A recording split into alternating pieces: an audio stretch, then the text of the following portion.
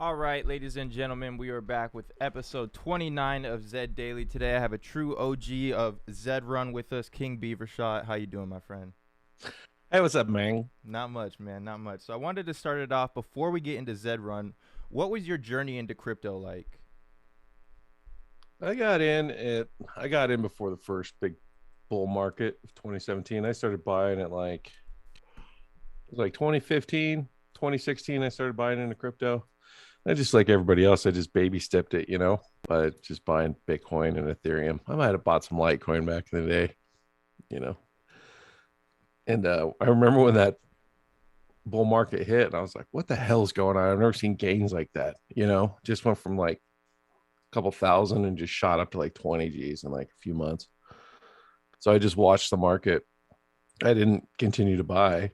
And then as it started to come back down, I was like, you know what? I'll just cash out, sit on my gains. And I did. And then I just watched that bear market continue for felt like forever. And as the dips would come, I'm like, oh, I'll buy some now. But I just kept watching Bitcoin. And before that, before its low came in at 3,200 or whatever, I was in a bunch of cryptocurrency groups on Facebook. And Jeff, I can't remember his last name, Kendrickson or whatever his name is. He runs one of the groups on Facebook. He's made lots of money.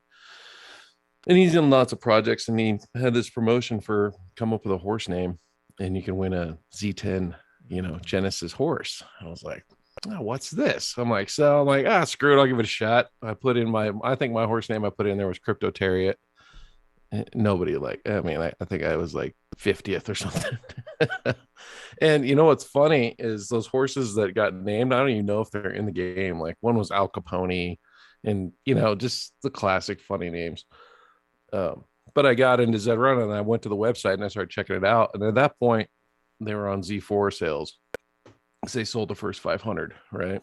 Of each Genesis from Z1 to Z10. So I was like, you know what? I had a decent amount of Ethereum because Ethereum was so cheap back then. I remember buying Ethereum for like $80. Wow. Yeah. So I'm like, I'll buy some horses. So I started buying Z4s at like, I want to say it was 0.2 Ethereum. I'm not even 100% what the price was anymore. But I bought like 20 some of them. My wife was like, chill out. I'm like, this is going to be awesome. But you can do shit with them then. They just look pretty. They're in your wallet. That was it. I mean, OpenSea was even vague then. Like, it kind of was in its infancy as well. And so then I went all ham, before everybody says aped in. I started buying Z1s for 3 Ethereum, 2.5 Ethereum. And when they first came out, the prices did shoot up. I remember somebody paid like 30 Ethereum for Satoshi. Wow. That the ivory female Z1. And everybody was like, whoa, what the hell? It was kind of nuts. And then it chilled out, and as we kind of continued, Prices leveled out. They dropped some. Breeding came out, and then there was FUD, and then there was months of nothing. You would go to the Discord, man, and the only thing you'd see is this Japanese guy. He'd be on there and say good morning from Japan, and then you'd see some of us like say, hey, good morning from Colorado or whatever, and that would be like just that would all you see. There was no updates. There's nothing. But I believed on the project, so I just kept breeding, and you couldn't even race then. Like racing was like a year later. We started doing the beta or off-chain beta. It was all two-dimensional, and I just kind of went all in because I was like, this is awesome. I ended up with like 250 horses.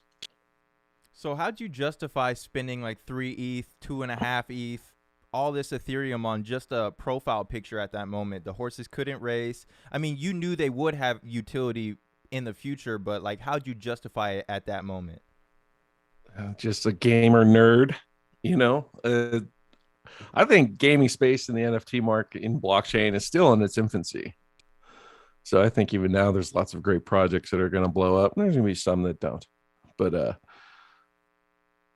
I had a really good job too. I'm not gonna lie. I made kind of like excess money sometimes, so I just be like, yeah, you know what? I'm gonna drop $1,500, buy a bunch of Ethereum, then I would just slowly buy more horses. My wife didn't know I got up to 250 horses. I did all that on the DL. I remember when Billions, when that one came out, I was like, we should buy this horse. But then the price was, I don't remember how much they had him listed for originally in the auction. It was Dutch style. I think it got down to like 35 Ethereum or something. And he was there for months and months and months. And then all of a sudden they just cut the price to like 4 Ethereum for him. And I was sitting there. I just got furloughed from 2020, right? And I told my wife, I was like, we should buy him. And I remembered a Twitter link that took you like directly to Billions' like sale. You didn't have to sit there and wait for him to show up because it would just randomly, every 10 minutes a new horse was up. I was like, I found the direct link, went to him and bought him. And I beat Bob the Nailer by like 15 minutes was all. I was like, yes. What was the intrigue behind Billions? Well, just that he was he's the only coat color of Fortune Gold, right? Like he's the only horse that's one of one. And I'll be honest, when we were doing our early beta, right? Like I ran against Billions. Now I was running with Finnies at the time, Z5 and Z6, and Billions would just kick our ass. But he was a Z1, and there's been a handful of algorithm changes since then. But I just remember Billions just beating the shit out of all of us. And there was one horse in particular I always loved. His name was Dubai Dream. He was one of my test horses. I never found him. I was like, if I ever see that horse, I'm going to buy him. I never did find him because, they auto generate the names and all that stuff. So how, but go ahead. Well, the deal was with that horse, my wife's like, okay, but I get to decide when he sells. I'm like, fine. It's totally fine. You got to get him. So what's the story of when you guys sell? So I just remember we're on spring break. I started back up with work and everything, but spring break happens. I'm in Vegas with my friends and my family or whatever. And man, that drop hit and prices are just shooting through the roof. My Discord is exploding because I didn't have it set up to be a friend to DM me. You could just DM me, you know what I mean? Yeah. And I was like, what the hell is happening? And I remember selling so many offspring. I made like, I think one afternoon, a couple hours, I'm on vacation. I made like $60,000. At the time I was like, this is awesome. That's great. Yeah. Like if I would have held on to it, I would have made way more. But I was one of those guys. There's nothing wrong with taking profits, everybody. Don't get caught up in the greed so much. And someone hit me up with Billions. And this was after we had gotten back. And I was like, man, I don't know. And my wife's like, no. And so we're sitting there and they kept upping it. And he hit me up with he hit me with like $100,000 at the time. I don't remember how much ETH that was. My wife's like, no, it needs to be 125 or nothing. And so it ended up being like 73.4 ETH. That was back when ETH was like cheap, compared to what now. But I was like, deal. And then I ended up buying a beach condo in Alabama. Nice. Nice. Yeah. That's awesome. Like, well, first, did you tell your real estate agent how you got the funds to buy that house or Oh any of yeah. your friends? Those What's the story? yeah. What's the story behind that? Those stories are always funny because they're always like, I'm like, so what do you do? I'm like, oh, I have a day job, but I'm actually retired now. I'm actually coasting on vacation until I quit my job on January 3rd. But thanks to crypto NFT space, it's awesome. But when I tell them I'm like, oh, I sold some digital racehorses. I'm in a digital racehorse game. They're like, what? And I start explaining it to them. And some people get it, and then some people are just blown away. They don't understand, like, how, why? I'm like, because it's a game. You make money. How do you make money? I'm like, well, you race. I was like, you make money breeding. If you have a really good horse, you can make more money breeding because you can charge more. I was like, it's just like racing stuff right now, just scoop up shit and they don't die, Mm. you know? And then it's popular space. I'm kind of a nerd. I enjoy it a lot. That's why there's a few other projects I'm pretty stoked about that I'm into. What other projects are you stoked about right now? Well, the Red Village, obviously. Um, I missed the early drop on the blood portals on that. So I just started buying some so I could at least get some of the drop, right? The champions. But then after that, I knew the prices were going to come down on those portals. So I just started sweeping the floor on all the paper hands because those blood portals, in my opinion, are going to be valuable long run. Another one I'm really stoked about is Wilder World. And that one, I mean, when you talk about metaverse, the platform they're building on is actually called Zero. And it's set up with universes and galaxies and planets. And by the time you break it all down, it can support up to like 67 million different games. Wow. And that one is awesome. There's a great article by Hacker Noon about Wilder World and how the different tokens work and how the economics of the games work. And Wilder World is building on that. Wilder World's a bit expensive though. And what I mean by that is like they're NFTs. I mean, if you want a car for Wilder Wheels, I mean, they're the cheapest one's like $1,000, I think. And then there's, different attributes. I mean, they don't even have a gameplay yet. I mean, it's super early on that game and it's expensive. They came out with cribs, right? They came out with 100 cribs. You can't get one less than 50 G's at least. I've seen a couple sell for like 150,000 already. They came out with shoes and they're called Wilder Kicks. And these first 100 shoes they made, the cheapest ones now, like I think the last pair sold for like $60,000. But those shoes are going to give you special abilities in the city of Miami, they call it, is what they're building. Zed is actually building a building in Miami on Wilder World. And there's a Zine video about it. I was watching. I was like, this is awesome. So in that space, I think you're going to be able to take your horses in there because the way they're building that system is total cross-platform, right? Kind of like Decentraland and Sandbox. You can take your NFTs to other places, and I'm really stoked about that. I hit a home run with Sandbox. So tell me about your Sandbox story. I bought that shit at 3 cents, man. Sand the token, or did you buy some land for Sand the token? Well? Gotcha. I bought some land too, so I got in on like, I want to say the second land sale, or maybe third. I want to say no, it was the second one. I got, and it was classic shit show. When anytime there's a mint. Now the companies are starting to figure it out now. That's but at that time it was like first come first serve, and it was just fucking chaos. And there was thousands of properties. I'm trying to buy an estate, right? I could not buy, so I could not click fast enough. The internet was just fucking horrible. I ended up with one property, random ass property. I'm just click buy. And I got one, and one of my friends got two. And then I happened to be on later, and I was just fucking around, and I had all this sand that I had bought to buy all these because I was trying to buy an estate. Well, now those sell for crap loads of like 6 figures. By the time I was only like $5,000, I think those were selling for. So I bought like $3,500 or $4,000 worth of sand tokens, but the sand was only like 3 cents. So I have this mountain of sand. What am I going to do with this? Well, they had a staking platform. You stake those tokens on Uniswap with Ethereum, and you earn sand every month. And man, I was averaging. I think I figured it out. It was like $5 to $8 an hour of sand. So I ended up building that sand pile to about 100,000 sand.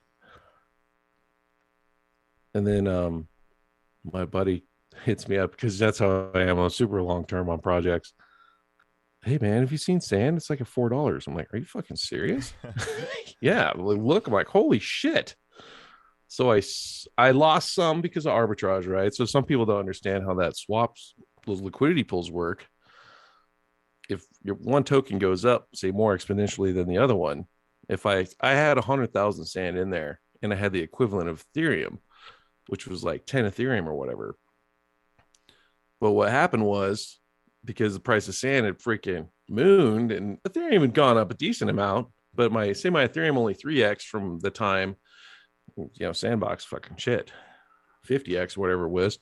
So I ended up getting 50,000 sand back. Yes, I got more Ethereum than I put in, but I also lost in arbitrage. And so that's the risk. That's the one risk. Like, people ask, what's the risk in liquidity pools? That's the risk. If one token goes up way more than the other one, you'll end up, I mean, you're still going to make money. Don't get me wrong, but you're going to lose some of that. But I still made on like a $4,000 investment. I made like $300,000 and I still have a bunch of sand. So usually what I do is I'll try to sell half my position depending if it moons, right? And then if it keeps going up, then maybe I'll sell a little more. It depends on the game too. If I like to invest in projects that I personally want to play. There's other projects out there. I just wasn't feeling it because it's not my jam. I love that. It sounds like you've been in here for been in the NFT/crypto space for a while. So what in these past 12 months was the biggest justification? Was it Facebook changing the meta? Is it just the SEC being more open to crypto? What is like the biggest confirmation that you've had in this past year? Facebook coming out like that really helped our space a lot because it woke some people up to, holy shit, the potential of it, right? And what that did is really brought in, I wouldn't just say institutional money, but it also brought in businesses and tech firms who really kind of maybe were just ignoring this space a little bit and didn't realize how advanced and future, like the future holds in this space. And I tell people all the time, you're going to have two lives. Well, most people are. You're going to have your online life and then you're going to have your real life. You know what I mean? I was like, there's way more people that know me as KingBeaver Shot than know me as Devin. You know what I mean? Way more. And I'm more famous in this space than I am in real life. In real life, I'm hilarious, but I'm way more popular as KingBeaver Shot. And I was like, that's how it's going to be. And it's not going to be like that for everybody because not everybody's going to do it. You're going to have just like real world shit. You're going to have people that are unplugged, have no clue what's going on, and they're going to be fine. They're going to live a fine life and great life. It'll be good. But some people's online life might be way better than their real life. Right. And which is, in my opinion, is lit. You know what I mean? I have so many friends now that I've never even met in real life. But if we saw each other in real life, it'd be no different than how we are online. And that's the future, especially with this new generation. That's all they kind of know. I show my kids some of my old games I used to play. They're like, you used to play that? I'm like, yeah, I used to like it too. Isn't that weird? Like now I'm like, nah, I won't take that. But I think that Ready Player One, that movie, now that's, super futuristic and stuff like that. But that kind of life where I was like, those items in his deal, his little DeLorean, that's an NFT. Mm-hmm. That's how I explain it to people. And that's how it's going to be. And it's going to be cross-platform where you can take your stuff anywhere, which I think is sweet. No, I love that as well. And and I think you said, you can have like two different lives, right? An online life and a real one. Right. And with regulation, when it comes to the government and the SEC and all that stuff, with regulation comes legitimacy. And it'll just help the space. Yes, there'll be hiccups and they'll have to fix some stuff and there'll be some stuff that's hampering, but in the end, it'll be actually a good thing. And people always get freaked out. I'm like, dude, the US is like one of the largest holders of Bitcoin in the world. They're going to help it a little bit. Banks just don't like it, but fuck them. You know what I mean? Because they feel Adapt or threatened, die. right? They feel threatened. Yeah, yeah, yeah. But they'll figure out a way to adapt. That's why I think stable coins are in trouble, because stable coins are the dollars, and they want to figure out a way that they can just use US US coin instead of Tether and all that other shit. Mm. But we'll see how that goes. I was going to move some money into, like, stable coins, and then put it on a platform where I could earn, because some of those platforms are paying 9-12% on stable coins. But I was like, what if they come out and they freeze that assets and I'm sitting there with money stuck? That would really suck. So I haven't done that yet. Yeah, But that wouldn't be fun. no, but there's a lot of cool projects out there. And Wild World and like the Zero deal. Like I was gonna say, check out that Hacker Noon post, because that's probably the one most detailed things about what the metaverse is. And when I talk about that, that's like a real metaverse. A lot of these other people, like, they're creating a metaverse, but they're their own little metaverse. They're their own little world, which is fine. And I think you're going to find that, like the way the sandbox is in Decentraland, and they figured out a way to cross platform. But when someone builds a world that everybody can just mitigate their game onto, and you can go to their planet, and Wilder World will have its own planet, right? But say like this other game I'm into called Legends in the Metaverse, they could have a planet too, and their own token and currency. Same thing with Wild, its own cryptocurrency.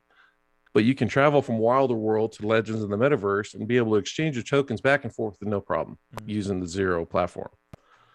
It's actually really cool. And that's very Ready Player One shit. You could go from world to world to world with their tokens and transfer it just like you would if you're flying from the US going to Russia and you need rubles. No, just swap it out. No big deal. Go to Use their Uniswap real currency. quick or something. Yeah, yeah. And I really do think people are going to be hosting meetings in the metaverse, and you have your own little avatar. It's going to be crazy. Americans are going to get fatter. That's for sure. That's not going to be good. It's like Wally shit just floating around in a chair. So going back into Zed Run a little bit, in the way I viewed it, you kind of kicked off a bull run with the sale of billions, and then the New York Times article that followed it. So what was the story like? Did you ever think that you'd get that amount of news on a digital horse sale?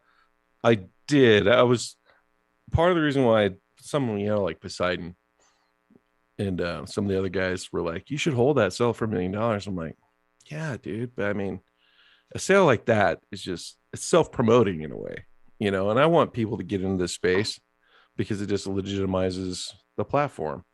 And so I kind of expected it to be big news. And I was happy to. I've sold horses to what's his face, the bookie guy, Dan Chan. Huh? Dan Chan.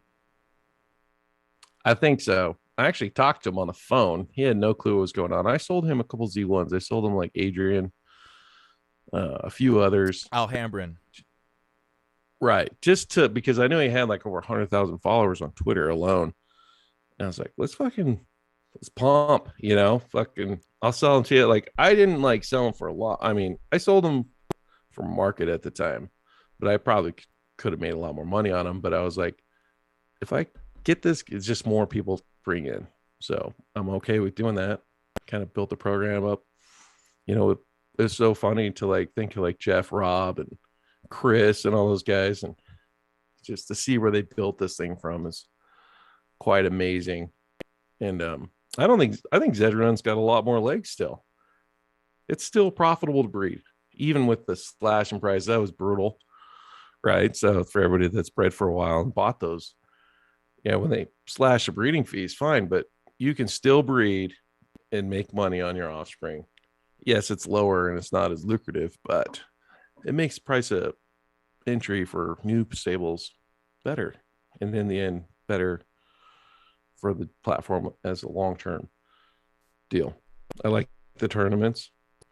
I don't know, because my stable's not really built for that. The A tournament, that's cool. The coming in the pity point one, that was neat.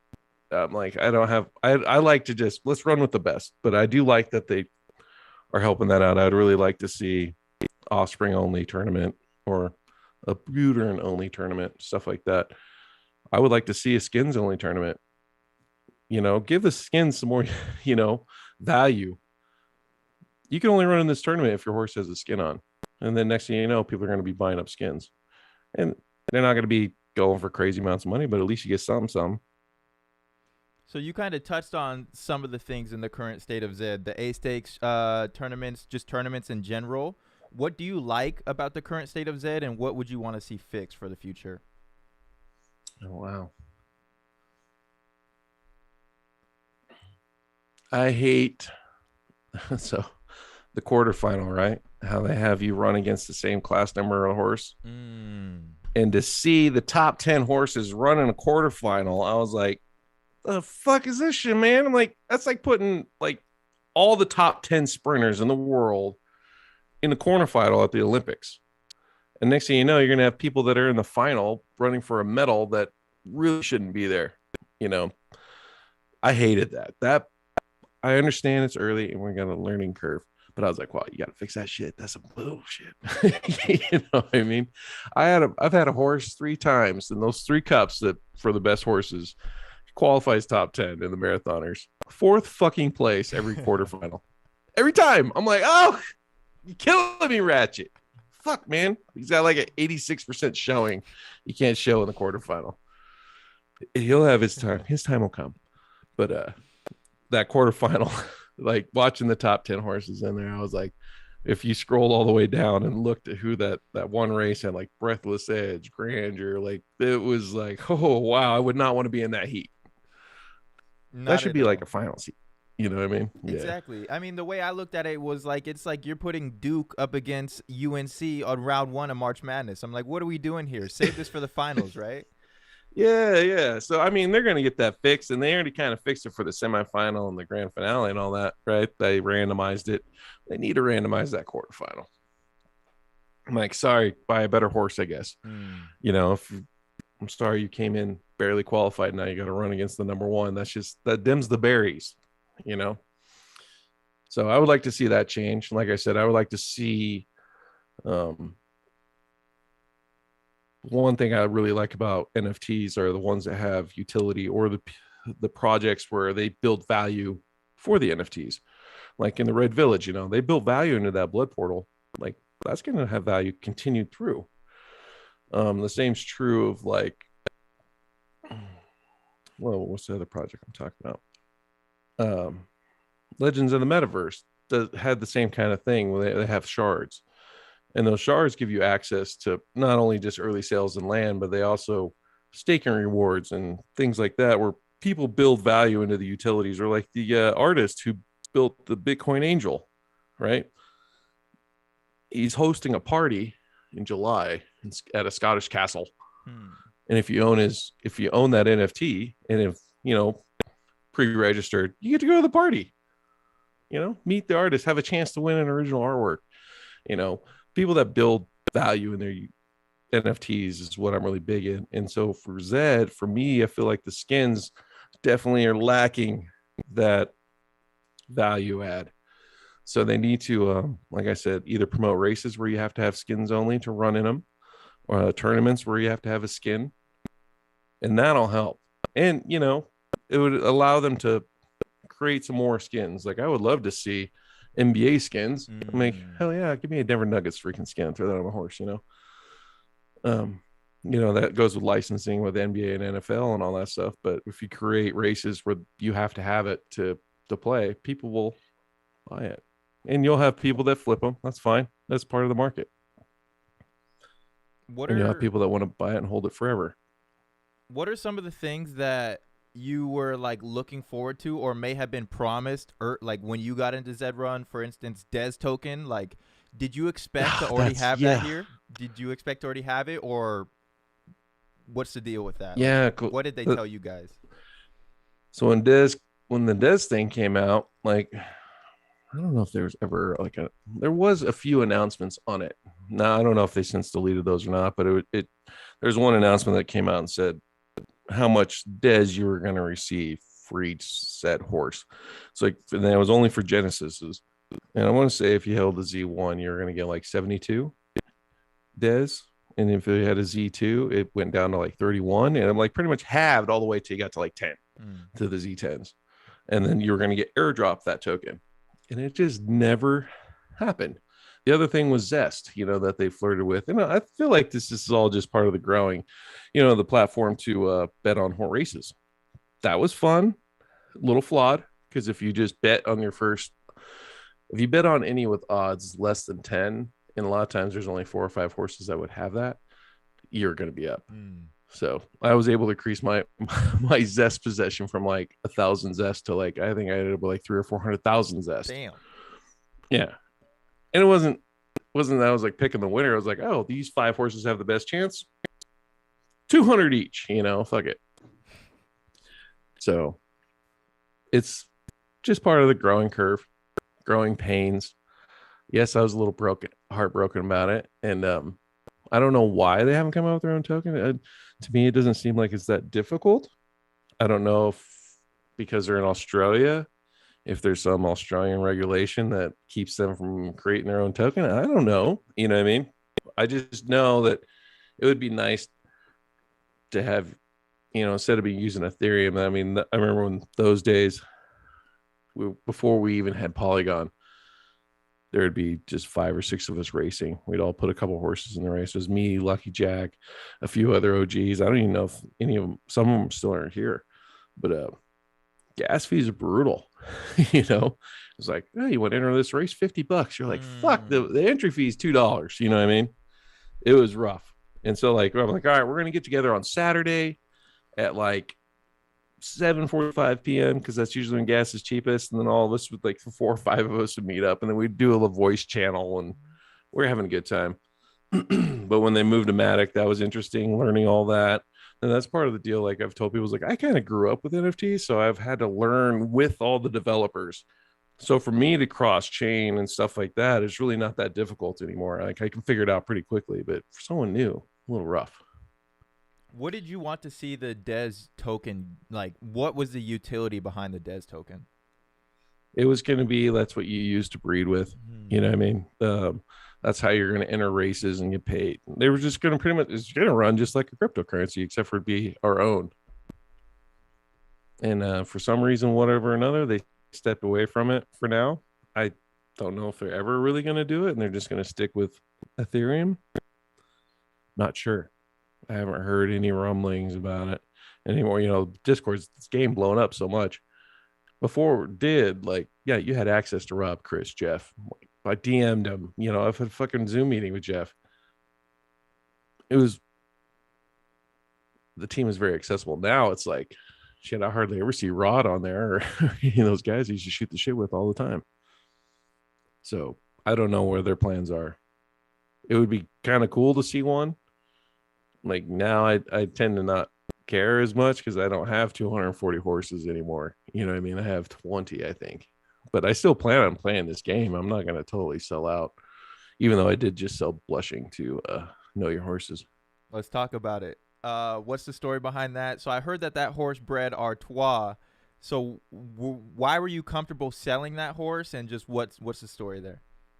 Well, Ryan, he was always a huge fan of blushing. And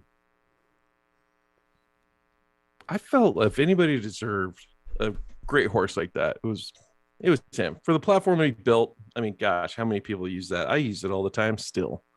You know what I mean? And I do want to step back away because there's so many projects. I'm like, God, all I'm going to do is play games all day. I don't want to get burnt out. And I have a deal coming up to be able to buy into an apartment building. And I had already moved a crap load of ETH out, and I haven't sold or anything. I'm still holding it. I'm just waiting for the finalization of the deal. But there's a few other projects I want to invest in. And for me, I would like to see him go to a great stable. I only have 2 Z1 mares now. I used to have like 4 or 5 because I forgot that I had Norba listed, and I qualified her for the Fabrionka in the tier A, and I had her listed at like, no, fuck, man, I'd like 12 and a half or 13 Ethereum, I want to say. And I listed her. She made it, right? So I think she ranked like 160th in the marathoners. And I said, item sold. I was like, what the hell? You know, I got the email. Looked, I was like, well, son of a bitch. I was like, well, I mean, I did make good money on her, but I was like, so I had to go through my horses real fast to make sure I didn't have any others listed that I forgot about. You know, that's what happens when you have like 400 items in open sea. Sometimes you miss out. But so I don't have the mares anymore, and I have Ratchet, and Ratchet's badass too. So when I breed my mares, I tend, not that I didn't breed her with Blushing, I did, but I've been breeding with Ratchet lately. And so I was like, you know what, it's time. He made me a fair offer, so I was like, let's do it. I know he loves that horse, so it's gonna be awesome. Awesome for him, awesome for the platform too. Because I saw somebody else sold a Z1 for like 27,000, and it was a decent horse. I don't remember the name of it. And I was like, who's doing that? Come on, man. Paper hands. Did you breed Artois yourself? I did not name Artois. So someone must have saw him in the stud farming. I got the stud fee, you know. I would like to see that increased a little bit. I feel like 52% or 57% is a little low for, you know what I mean? Because the rest goes to pay for the tournaments and stuff. I get it, but.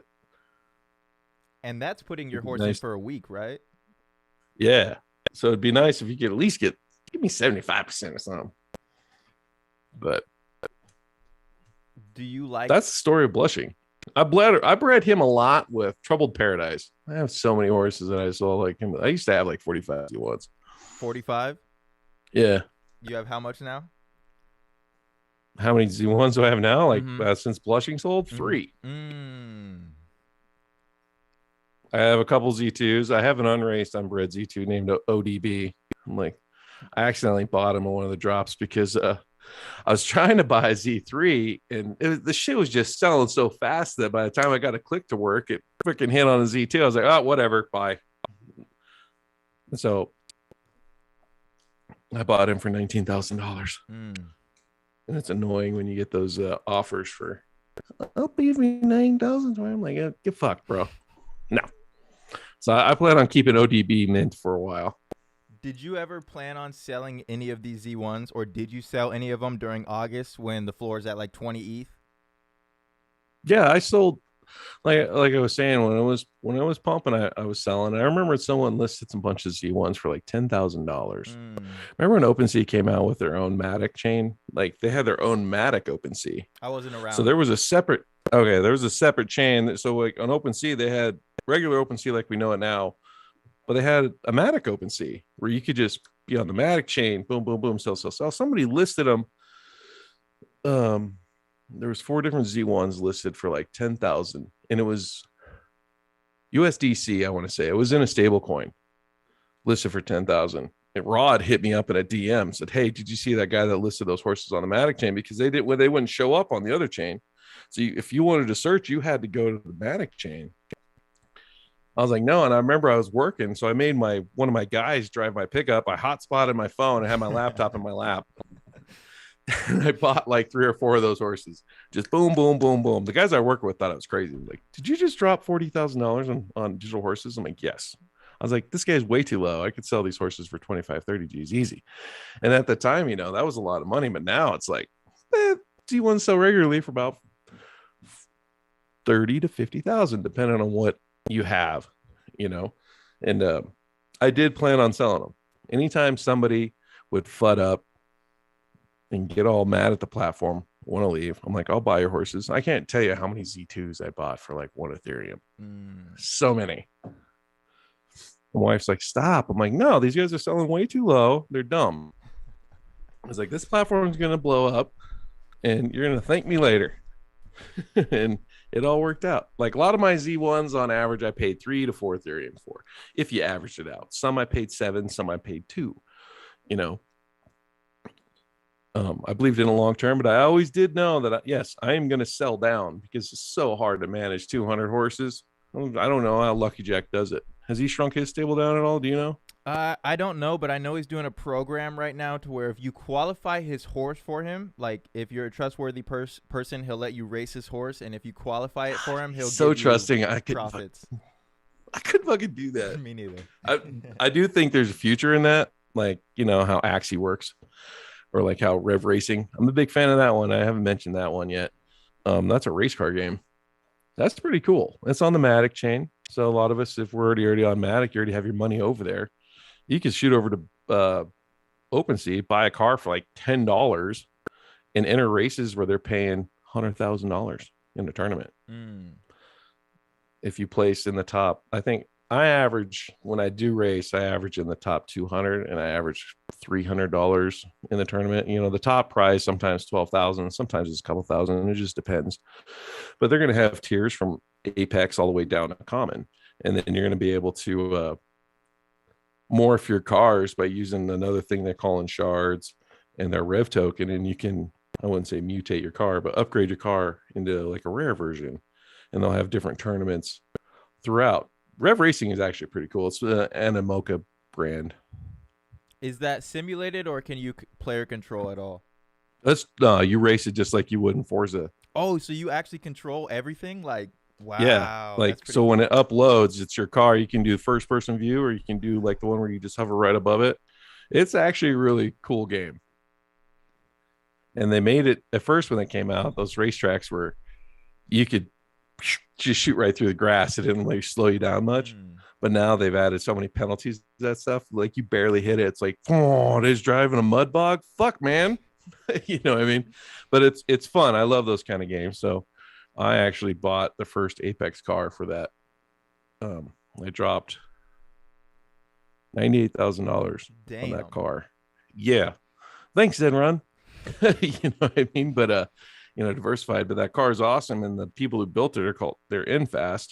They're a third party company that partnered up with Animoca, and they built a bunch of Alpine cars, like Alpine racing cars. They built like 4 or 5 of those. They sold those. All those averaged like 60 or 70,000 a piece. But they're gonna have tournaments and tiers for legendary cars. Mine's the Apex, and those guys are making a VR and augmented reality, and I'm going to be able to drive that car with a VR headset on. Mm. It's going to be pretty cool. One dude's in France and the other guy's German. I did Google Meets with them. It was fun, and I'd look forward to that game a lot. So if you guys want to check that one out, revracing.com. It's a Matic chain game, so you're gonna have to put your MetaMask on Matic when you play it. But sorry, I got sidetracked. But All good. yeah, but I always did plan on selling my horses. Not all of them, but definitely there's nothing wrong with taking profit. That's what we're here for, right? So why keep the ones that you've kept? Are they racers? Are they special to you? Are they breeders? Why only keep like Ratchet and all your other Z1s that you have right now? There's some that I sold that I was like I was emotionally attached to them. I sold Taco Tuesday. I love that horse. But man, after they changed the algo like the third time, that I don't know, something about him. He just, I wouldn't say he was garbage, but he wasn't the greatest runner, and it broke my heart. So I ended up selling him, but I kept Ratchet just because I like the name. That's so Ratchet, and I love that he's a marathoner. It just, he's really good. It took me a while to figure out what he was. So when you look at his stats, don't be confused. He's in stud right now, by the way. He looks worse than he really is. Like, because I fucking dilly dallied for so long trying to figure out what he was good at, because he was so good that I would put him in a sprint and he'd win. Like, what the fuck? And I'd put him in a middle race and he would come in third. It took me a while to dial in that, oh, he's a marathoner. You know what I mean? And that's what breaks my heart. He keeps coming in fourth. Son of a bitch. He beats Granger quite a bit. But I love it. I still love breeding. I named a horse I'm an island boy after that Mm. stupid ass TikTokers. You know what I mean? I'm an island boy. Yeah. He's got like a 22% win rate, I want to say. I have to go look. That horse is awesome. That's awesome, man. That's cool that you're plugged in with the TikTok age and the new era. Oh, yeah. Okay. I lied. He's at a 12% win rate. I must have fucked up his stats. But one thing I have seen trend in Zed is if your horse is a producer, what I mean is he's got a great show rate and win percentage, you can definitely get more than the minimum for them. Mm. You just have to market it. Right? You can't just, in the past, you're just able to put them in there. People will find them. But now, if you really, they get lost because there's so many horses in stud now, you have to go on the channel and promote your horse a little bit, which is fine.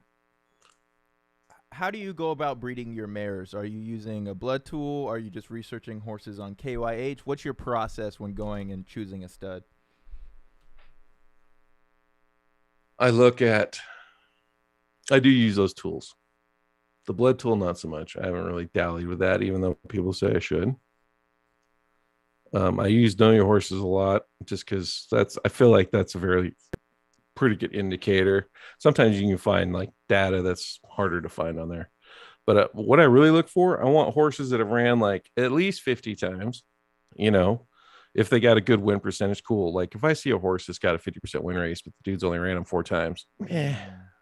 sorry, bro. I mean, yeah, go prove him some more. Maybe I'll give you your 0.3 or 4, whatever you're looking for. But the days of horses not being unraced and still pulling a premium for breeds, I think's over because people have kind of figured out that's like shooting the lottery. So I think you're always going to see those maybe a little bit above minimum. I don't know. Like for me, I'm not afraid to pay money for a great horse. Like 110 Soldier is a great stud.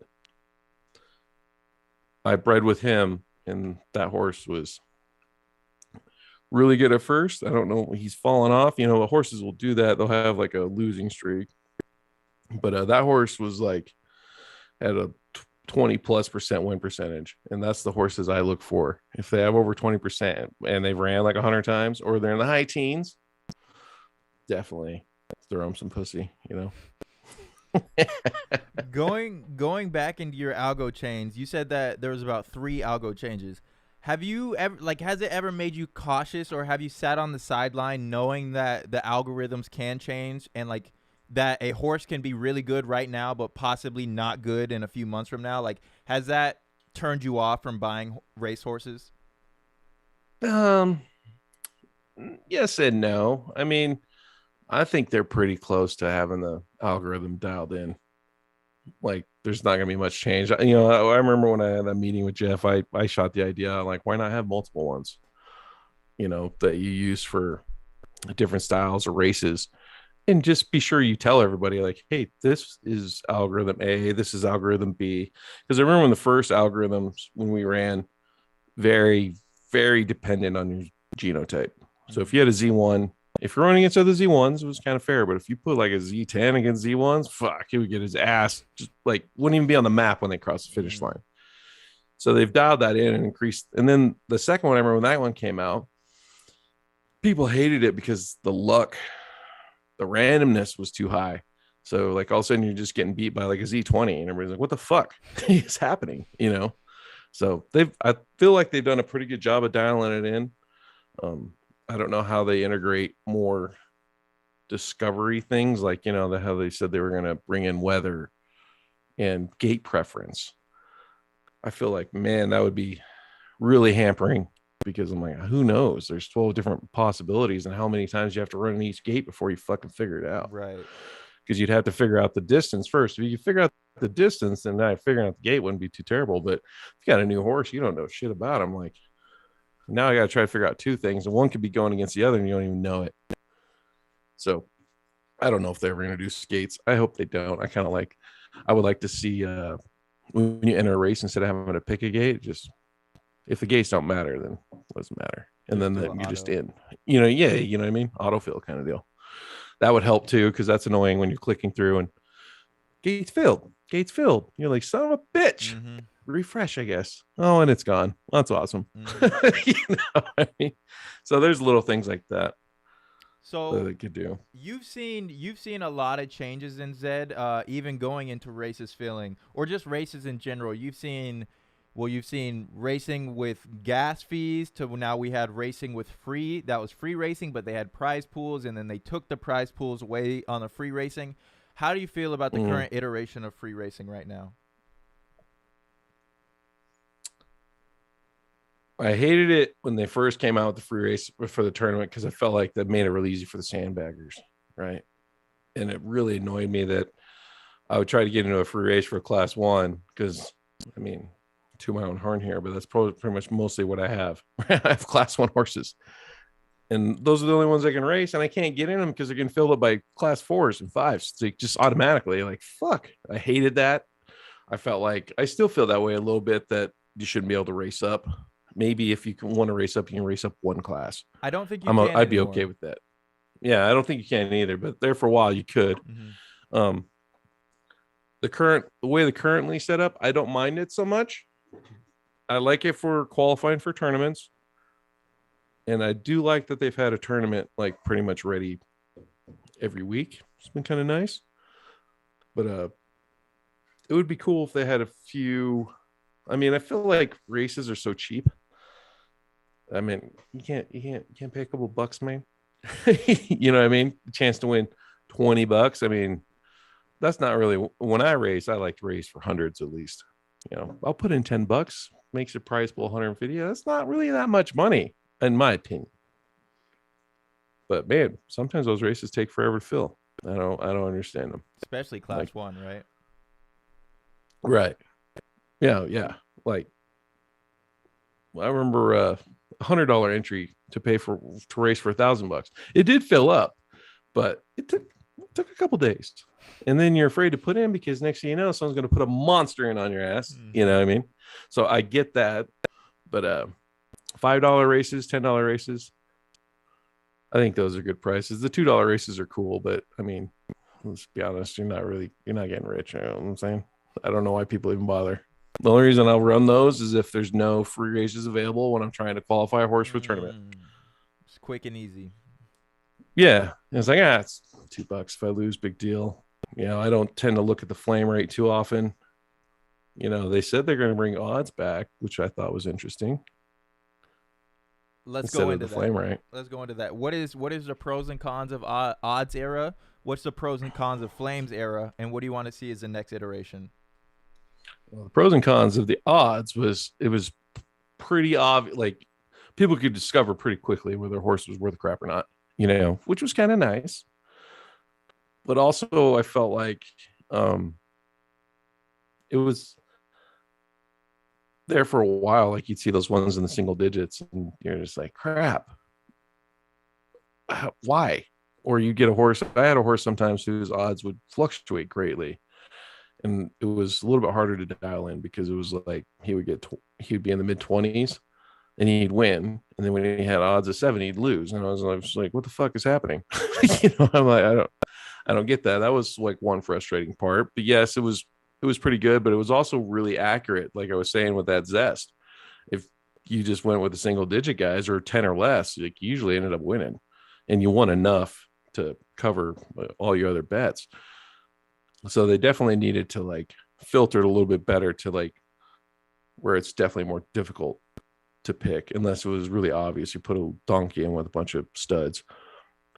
The flame rate, I feel like it's based off of whether your horse is going to place or not. And in my opinion, it should be whether your horse comes in first and not whether it comes in second or first. So the flame rate should go to the top 3 horses that are predicted to win it, not just place. And I think that would help a lot, because Ratchet, his flame rate is ridiculous. I want to say it's in the upper 80s. He gets flames all the time. He doesn't win all the time. He places a lot, but I would like to see it first or nothing with the flame rate. Right. I think that would be good, because I've had so many horses that have flames and then they don't place. And I'm confused. Like, and it'll happen quite a bit.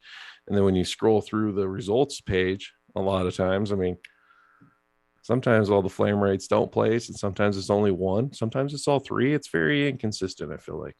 I don't know if that's a randomness factor. Like, you can't see the odds, so you don't know. Right. So hopefully they get the odds dialed in. They just bring that back. People, I think that'll be, because that gives you data on all 12 horses instead of just 3. And it's hard numbers, right? The numbers don't lie. Yeah. The flames, it can be misconstrued, right? Yep. Totally misconstrued. I mean, there might be 3 other horses in there that they were just one race from the simulation from having their own flame. So you don't know shit. How do you feel about them taking rake away from racing? That was awesome. You know, that just shows that they have, um, they're going to build it more. I feel like, and plus with their partnerships and stuff like that, I think that was a good move. It showed people that they're not just all here, because there were people that were bitching like they're just raking it all in. And when you consider third party sales and 2.5%, decent royalties coming in from sale and resale of horses. And that's for all horses. I mean, think how many horses there are. I would love to see the numbers on that. I bet it's high. Right. Some platforms I've been on, it's like 10% royalty fee. I was like, yikes. You know, got to figure that in when you go to sell. They're just printing every month too. Oh yeah, for sure. But I still think there's a lot for Zed to do. So how'd you feel about the Netflix sponsored races, the 1.0 and then the 2.0? Very non-marketed. Like, what the hell is happening? Where did this race come from? I saw when it was running. I was like, how do I get in this? Oh, it was just a closed event. Like, only 12 people got invited. What happened? You know, they could definitely, that's always been like one of the Zed's downfalls, I feel like, is marketing a little bit, like, especially when it comes to the community. And they'll just hit you at a left field with something like, whoa, where'd that come from? Well, like with the Zed Run in the Wilder World, I only heard that through Wilder World. Have you seen a Zed Run freaking mention about it anywhere? Nope. I know the building is going to be shaped in a Z, and I just know that because I'm just a troll on Discord all the time. I'm like, oh, what's this? And I watched it. I watched a big video about it, and I was like, well, that's freaking cool. Fucking crickets on the Zed Discord. You know, I would like to see more announcements like that, and not just an announcement, but like tag everyone announcement. So like it's highlighted up. I look for those a lot on my other channels. So I feel like their marketing could be a lot better. I thought it was very cool that they did that, because think of the possibilities. Really, I mean, you could do that every week for a different movie. There's movies out all the time. Breed a horse, name it after the movie or something in the movie, and get voted in to run it. You know what I'm saying? Shit like that. You can do all kinds of cool stuff. That's fun. Yeah, and add fun to it too. You'd be like, oh, come on, that name is fire. You know what I mean? Did you have a 1,000-meter horse ready to go? If you knew that race was running, would you have tossed a horse in there? Yeah, I would have thrown Blushing in there for sure, because he is a sprinter. Ryan, know your horses. He's a sprinter. I'm sure you know that already, though. Yeah, I have a few sprinters. Island Boy's a sprinter. Like, I have more sprinters than I do marathoners. I feel like that mid-range game is freaking hard to nail down. I have a few horses that I thought were good, and then they're average in the mid distance. So I don't know if I'm just been unlucky. Maybe I sold all my great mid runners, but I pretty much have sprinters or marathoners. How do you quantify base ability, distance preference, or variance on a horse? Because the way I look at it is like those 1,600-meter horses are like the strong base ability ones, but once you go out to like the spectrums, it's maybe distance preference or variance. Like, how do you look at that? I look at, from what I've learned from all the running, you can generally move up or down 200 meters from your preferred distance without there being much change to your times. Once you start getting like 400 or more, you'll definitely see a drop in performance. One of my favorite tools to use is on Know Your Horses. And if you go to the races by time, it's all charted out, and it averages out all your races you've ever ran and shows you where you compete against. Now, this is against the broad field, though, not just Z1s, but like all horses. And man, some of my horses, it's obvious, like, well, he's definitely a sprinter because his average time is a second or two faster than average. So for me, that's helped a bunch. But the variance, that one, I don't know how to like quantify that data, because it's like, how is it 5 seconds different? You know, if gates don't matter, then okay, it's not that. I know this is his preferred distance. Maybe Maybe this horse just he's great sometimes and sometimes he's not. Like Green Eyed Larry's that way. He either fucking wins or he comes in last. Brutal. So painful to watch. I think Zook asked if he could get a breed. He said, please ask him how much for a breed off Green Eyed Larry. Oh, wow. I had him in there for the minimum last time, bro. He did sell out too. Come on, Zook. Let's see. I You gotta can be at the screen. I can look and see when his breed resets in 16 days. You can send me a DM if you want, or a friend request. You can hash it out. Hit him with the DM. But yeah, I've been putting Green Eyed Larry in for the minimum. Like I said, he's an all or nothing. I would also, when we were talking about the tournaments earlier, like what I would like to see change, I would like to see that distance change that they race him in. Instead of it just being 2,400, make it 2,600 the next one, and make it like the farthest distance in each one, and then the next one maybe make it the shortest of the 3 races per tier, instead of it just always being 2,400 and always being the 1,800. You know what I mean? Because Green Eyed Larry's is 2,000, but the races that they make you run in is 1,800. So it's hard to get past that first round, is what you're saying? Right. Like if that first quarterfinal, if those rounds would be 2,600% for Ratchet, instead of coming in 4th, maybe he does place, because 2,600 is believe it is his preferred distance, the farthest one. So I would like to see them change that distance up, on a tournament based on this tournament. We're running 1,000, 1,600, and 2,200, and then the one after that will be the opposite. Just randomize it that way a little bit. I love that. It'd be interesting to see. It shakes it up, right? I mean, if you like last time you didn't have a chance at 1,800, it'd be nice to at least see, or to know that you have a chance at a different distance if you qualify next time, right? Yeah, I really like the grand finale, like how they run 2 of each. I think that's cool. Maybe increase the tournament length a little bit and have each tier do that a little bit too themselves. Marathoners, the top 12 have to run all 6 different races from sprinter, mid, and then those top 3 horses get to go to the grand finale instead of just automatic top 3. Stuff like that, shake it up a little. And then just don't put all the beasts against each other on the first round, right? I mean, like, come on, let's make that's my biggest peeve. I'm like, oh, you fucking kidding me? And they did it across all of them. It just sucks. So I was like, well, if you keep a horse mint, and if they don't ever change it, like ODB, if I started running him, he would start off as a class 3 after in his Griffin. He might be class 1 by the time that I qualified him for the races, but maybe not. Maybe he'd still be class 2, and then I whoop everybody, because I still have I have a Z2 Genesis with less than 20 races. You know what I mean? Now, when we get into these Z2s and these Z1s, like let's say a year from now, do you think the unraced, still in the box has more value than just a floor Z1? Or what do you think the value on the unraced, unnamed, or not unnamed, but just unraced Z1s will be? I think they should be more of a premium. Personally, I don't have an unraced, unbred Z1. But if I did, it would definitely be more than floor.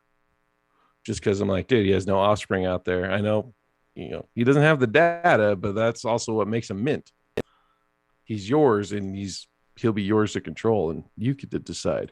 So when it comes to ODB, like I said, there's an advantage there when you get to enter a tournament. Say they come out with another best horse tournament. I'm like, yeah, you're gonna have a fresh horse, which experience doesn't count. So it's just all based off time. If you had the keys to Zed Run, you could change one thing. You could bring back odds, take away flames, take away fatigue, enter as many races as you want in a day. What's one thing you would change, and why?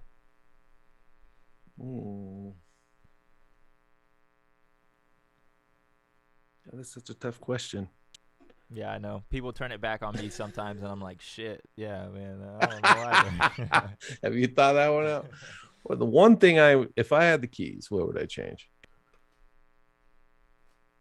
I would definitely figure out a way to get the tokenomics and have our own token. That would be my go-to. Instead of having to use Ethereum,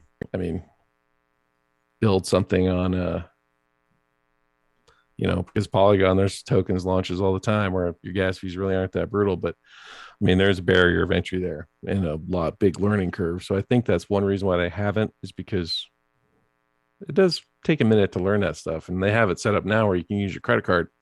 And if they introduce Des token, I don't know how all that all works out, but that would be my main focus. Would be, let's get our own crypto going and reward our people for having horses and build the ecosystem. I love that. Just like Sandbox and all that. Yeah, if we look around at all these other projects, they D-Race, even a project I'm in, Riot Racers, like a lot of these other projects have tokens, but they don't have the game/community. Zed Run already has game/community. They're just missing the token. I mean, once you get that token to that large audience, I mean, I'm sure that thing's just going to rock it, right? Yeah, like the utility is going to be there and everybody will use it. The thing will be just getting the right utility, and I mean the right people in the wallet, getting that all down. And maybe they're working on it, and maybe they come across a stumbling block, because that stuff was supposed to come out. I remember when February hit was when it was supposed to drop, and then it just got put on hold because the NFT space blew up, and then we started having all these drops, and all the horse prices just shot up through the moon. And so maybe it's still in the works, but that would be mine, because give a lot of people another chance to make some more money and still use in-game utility token. It'd be awesome. Would you like to see it kind of like an Axie model as well, to where you can just earn the token just by playing the game? That, or lease your horse out so people could race it, because Rev Racing kind of has a model like that. Like, I could buy tries for my car, and if someone else is a better driver, I can give them the keys to it. They can run the race, and then we can split the freaking profits. Nice. Be awesome. Cool. That would be awesome in Zed as well. Like, oh, you want to rent Ratchet for 2 weeks, see what you can do with him, go for it, because odds are you're going to be okay. He's pretty decent, because I don't have the time to just sit there all day and just enter races. And if I could lease him out for a couple weeks, that'd be sweet. So how do you feel when it's around tournament time and you got to race all these horses, up to 25 races, free races? Yeah, I like that they dropped it to 25, because I felt 30 was a little rough. I would like to see 20 races. I think that's about as low as you could probably go, though, to have a fair entry point. It's a little taxing at times, but it's not too bad, because you can race about 8 times for at least my horses on average, my Z1s and 2s and 3s and all those, usually about 8 times before you hit that fatigue mark where they really suck. So that's not too hard to really hit it, especially with the free races. And now if we didn't have free races, it'd be interesting to see the slowdown. Yeah, me as well. It's not that bad. Last question for you. If you had half an ETH coming in today's market, you understand Zed Run, you did your research, what would you buy and why as a starting stable? Ooh.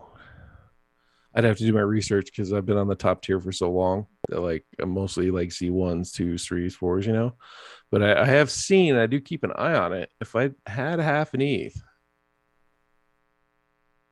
I'd probably try to get a Finny Genesis if I could, and then breed it with Nox.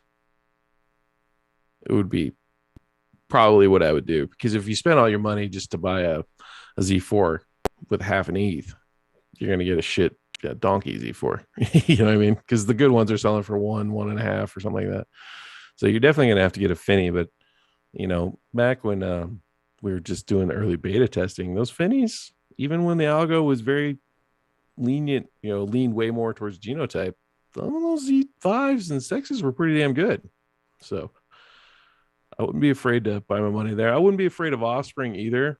And I'm kind of a Nakamoto snob. So if you could find a good Offspring, might be worth taking a look at too. Because you can get those for, I think I sold some Z2s.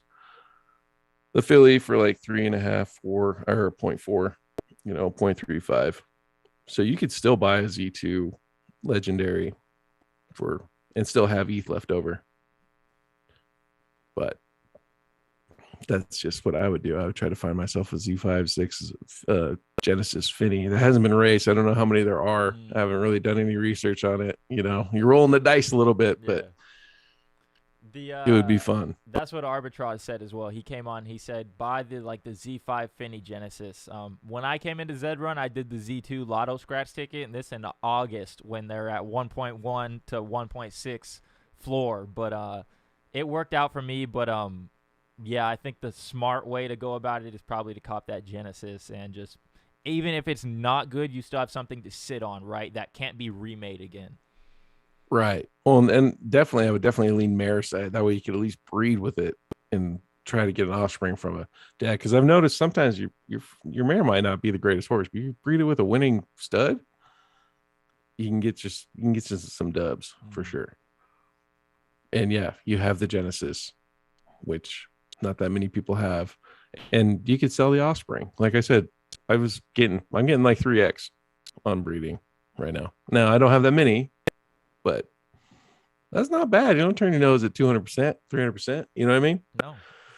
I mean, in traditional markets, that's a lot of money. I mean, anywhere that's a lot of money. 10% is good. You know what I mean? Right. Yeah. Like, so you still got money potential, peeps. Don't get all frustrated. Last question for you: has either this game or this whole NFT sector changed your life?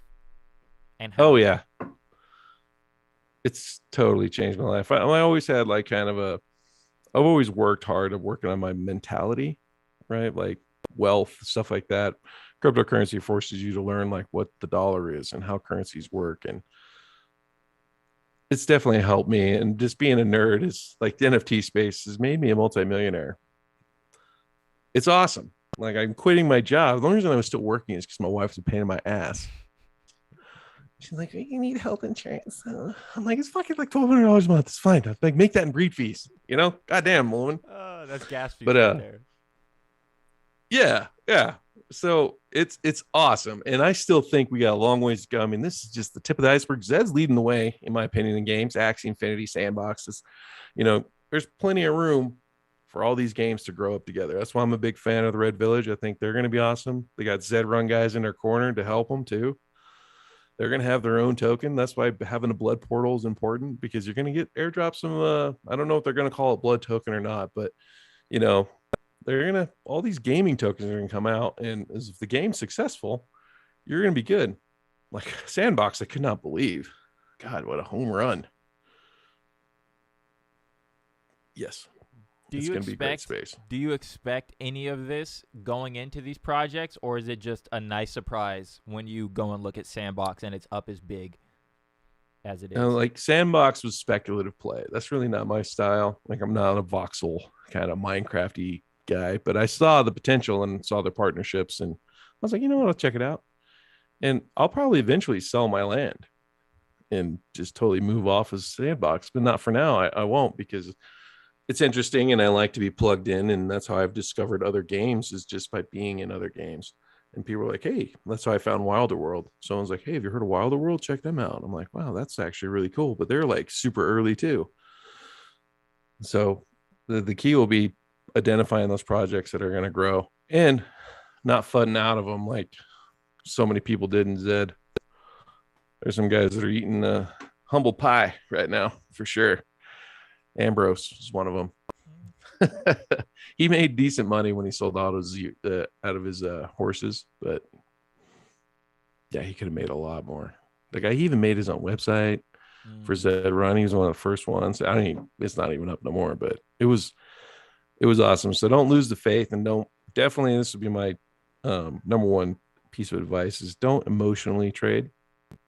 If you find yourself getting mad or upset about something, don't make a drastic decision and say, I'm selling my whole stable. No, but just calm down, take a step back.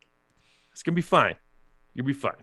You breed a horse that sucks, it's going to be fine. They're going to introduce a burn feature. Now, is that burn feature going to get you something? Probably, the chance to, like, I like Lucky's thing for a burn race. I thought that was genius.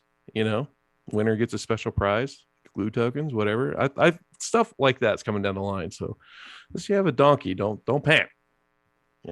They had one time we did a trailblazer race. If you came in last, you won $100. So I bred 268. I'll tell you what, that took a minute to breed a horse all the way down to 268. And that was funny because one guy, there's a 268 Nakamoto out there. Damn. I was like, dude, he had to breed with Knox the whole time. How much did he pay to get a Z268 in breed fees and transaction fees, the whole shebang? You know what I mean? Yeah. I mean, it's cool, but I was like, I would never do that. Mine was a Buterin for show, but don't lose the faith. And this sector is going to make more millionaires for sure. I love that. Just keep your nose to the grindstone. You know, don't panic sell. Anytime I get emotional about something, I definitely got to pull back. Because trust me, there's been times I'm like, what the fuck is happening? You know, God damn it, Zed, you son of a bitch. And I get all mad. And it's like, they piss you off regularly. I'm like, yeah, but you know what? They always come around and they make the good decision. Right. They listen to the community. I do like that. And sometimes they listen to the community too much. But I do enjoy the space a lot. Very easy to get frustrated when, well, especially like with how fast stuff moves in this space, and when you see everybody doing something, Bored Apes are dropping the serums, they're dropping this, they're doing that, and everybody's like, man, what? I need to still justify holding on to this horse, and I see pudgy penguins, I see this, I see that, I see this, I see that, and then someone's like, fuck it, I'm gonna go sell for this, but long term probably. I missed out. I missed out on the apes. Ooh. I remember when those were coming out, everybody's like, you should get some apes. I'm like, you don't do anything. You know, it's just a picture. And then I remember when the craze was hitting, everybody's like, hey, you trade apes for horses? I'm all, no. Give me my ETH. You know what I mean? Now I'm like, fuck, I could have like 20 fucking apes probably. And then I just saw a thing today, Animoca Brands just partnering with Bored Yacht Ape Club. They're going to make a game for them. Wow. I was like, fuck. I had a guy want me to give him blushing and like 30 ETH for one of those. Oy. And I was like, that's a lot, man. I'm not that the ape's not worth it, but I'm okay. It's rough. It's a hard I'm never sell. Gonna hang out with Posty. When you go to, okay, guaranteed this horse I can enter it into $100 buy-in right now, win $750. This profile picture, I can look at it, I can list it on OpenSea, and I can go on their Discord. It's like, which one do I want, right? Yeah, I'm very happy for those guys. Don't get me wrong. Likewise. Like, that is awesome that it blew up like it did. And then you got the people with clout that are in there. Jimmy Fallon, Post Malone. I mean, that stuff's awesome. Steph Curry. That's cool. It's just not for me. So, but if you're into that kind of stuff, I'm not hating on you. Good luck. Like, I've seen lots. Likewise. And I think that Lucky Jack's glue race, I think everybody's going to love that race until someone accidentally tosses in a horse like Ratchet into that shit. And they're going to be pissed. Nah. They need to have the, are you fucking sure? Because this horse is dead. Yeah. You know, they need that feature. Like, you will lose this horse. Are you sure you really want to do this? Oh, no, absolutely not. My bad. Yeah. My bad. Yeah, because that does happen because those races, you're trying to click on a race and it's fucking like going so fast, you click on the wrong one. I've had that happen, or like I'm trying to pick a horse to put in the race, and then like something shifts and it clicks on the wrong horse. I just entered a horse into a distance he doesn't fucking like, and I paid money for it. I was like, well, son of a bitch. Yep. Yeah, you need like a two-factor authentication on that. Like, are you sure you want to enter your horse in this race? Are you triple sure you want to enter? Yeah, like this horse is going to be destroyed. Right. Okay, yeah, I don't want to do that. Awesome, man. Do you got any questions for me, KingBeaver Shot? No, man. I love content creators. So thank you for promoting Zed and doing what you do. No problem, man. Thank you for keeping the game alive to where I can even come along and buy a horse. Without guys like you believing in this game and believing in the Z1s is the highest aspect of the game. I mean, you have to it's easy to find someone to believe in a Z10.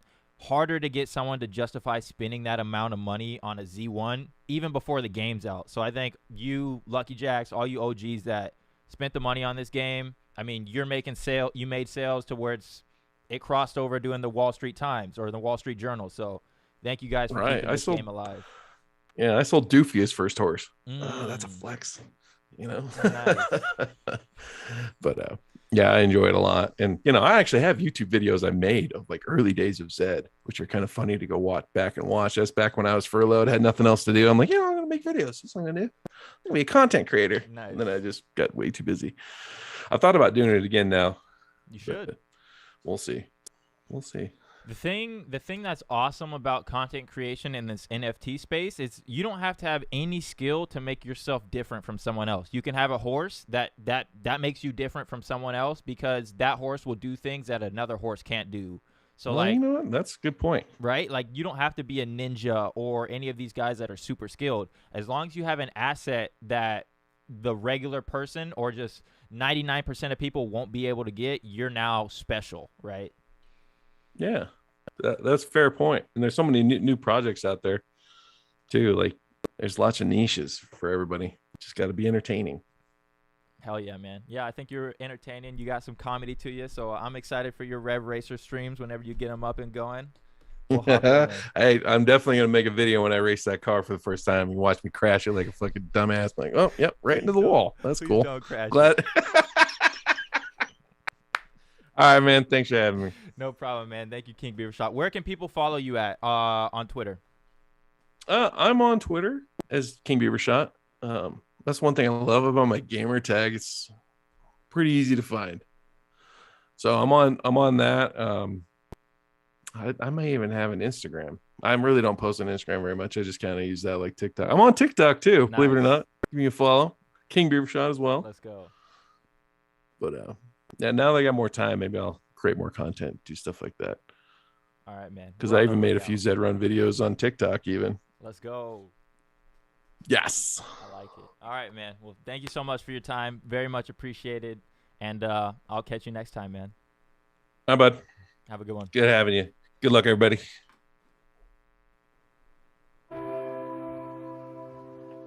Hi, buddy. I'm outie.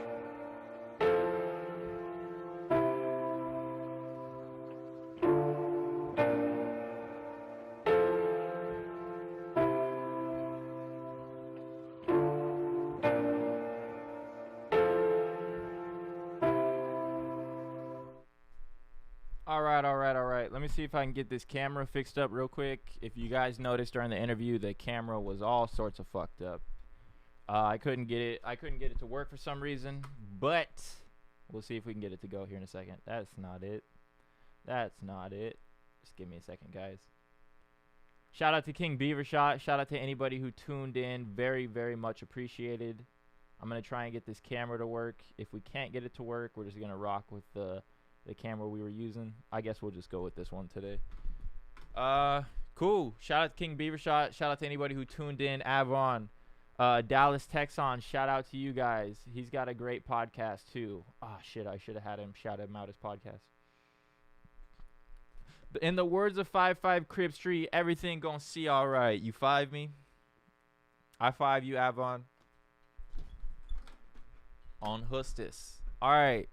So I did breed a horse last night with a Z1. Still yet to show up in my stable. We'll see if he showed up yet. Give me 1 second. I'll be right back.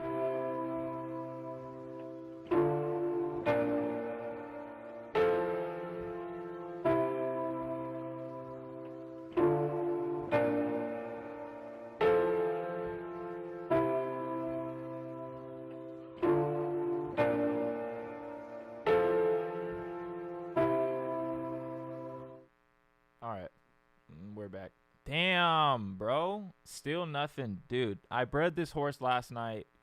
I'm going to have to go put in a ticket with, like, the Zed Run team. I bred a horse last night. I think Satoshi Stables, he was either trying to snipe his own horses. He was either trying to snipe his own horses or something. Aaron Norman said, awesome chat. Word to the 5-5. Word to 55th. So I bred this horse right here. It was Z-Bully right here, which is a Z4 mare, sired by Diamonds and Hi-Ho Silver. So I went and took her and bred with a Z1 last night, which was Can I Wonder. I'll show you the horse. And so he put in, I noticed he was trying to snipe his horses when I saw this horse go in. Thanks. Yeah, thank you, Andy Mac. He put this horse in, and I noticed this, and it went really fast. And I wanted to breed with this horse. Let's see if he got all 3 of them. Yeah, he got all 3. And the reason why I wanted to breed with this horse is I saw this 1,600 meter and just this chart, and I was like, holy shit. I was like that. It was probably like the best 1600 meter I saw at the Z1 for the minimum price. But he sniped them all really quick. So he did it all within a minute, right? So if we go to Can I Wonder, which I believe I did snipe, or I know I did snipe, but I don't know if all three went. See, yeah, it's kind of lagging, but I got one, he got one, so I sniped one of them last night because he got this first one, so it said 2 of 3 left, or it said 1 of 3 left. I think it just didn't register the first 2, and then I came in and I got the third one. It is showing in your OpenSea. Yeah, it's hella weird, bro. It's showing in my OpenSea, but not showing in my Zed Run stable. And so I contacted, could you refresh the metadata in OpenSea? Does that do anything?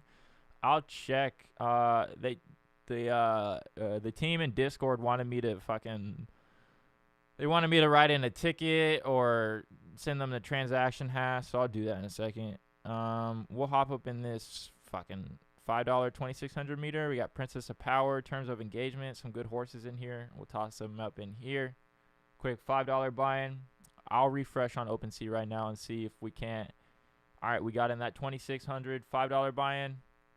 I would really like to race this horse on stream today. Okay, help. Maybe this is how I open up a ticket. Oh, God damn it. Give me 2 seconds.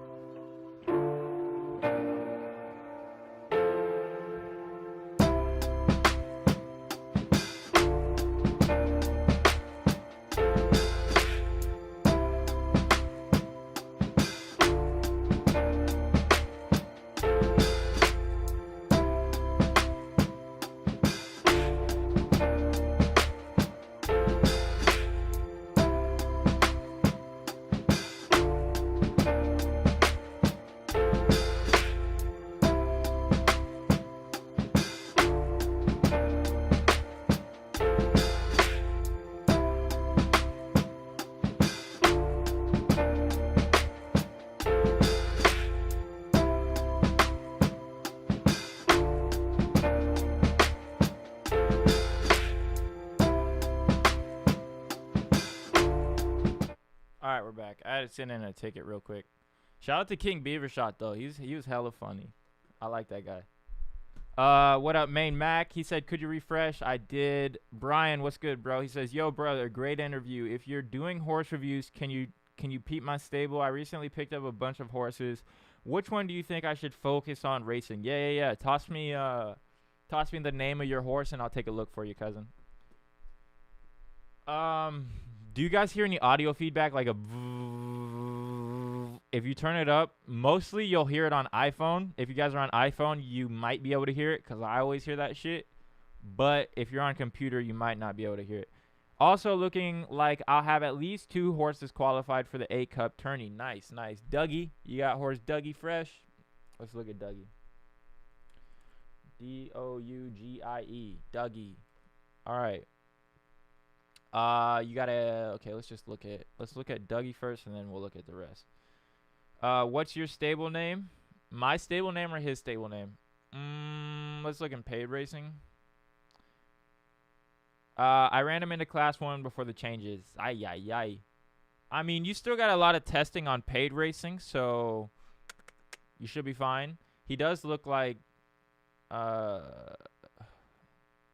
I think you just need a lot more data. Let's go look at the freeze. If free racing is telling us anything, it's looking like marathon is not your distance, and maybe it looks like he's a 1200/1400 meter horse. Still more testing, but these two, 1200 and 14, maybe just overall sprints in general, these 3 I would test out, or I would stick to a little bit more for this horse, but from the looks of free racing, it looks like marathon looks like a down distance.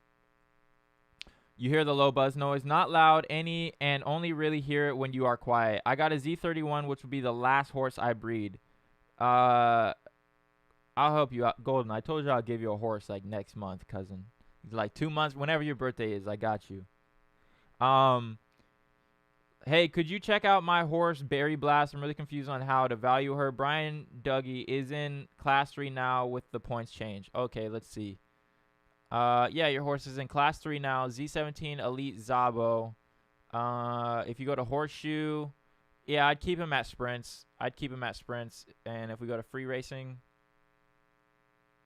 pretty decent.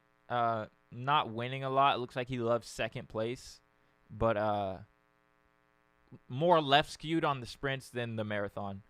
What do you think about Supercoat Pro Team? Is that a Trillion? Give me a second, Trillion. I'll look at your stable once I'm done looking at his.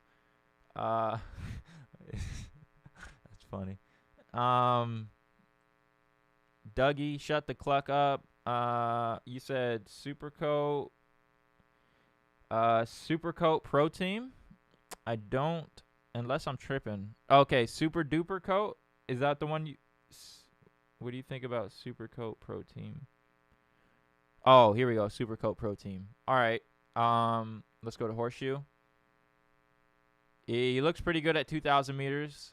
I would continue at 2,000. Let's go free racing. Actually, let's go paid first to see how you're doing in paid. Not the best. You didn't flame in paid, and you didn't flame in paid in any one of these. Interesting. But you still got a lot of paid racing to do. Let's see if you flamed at 1,600 meters in freeze. 50-50.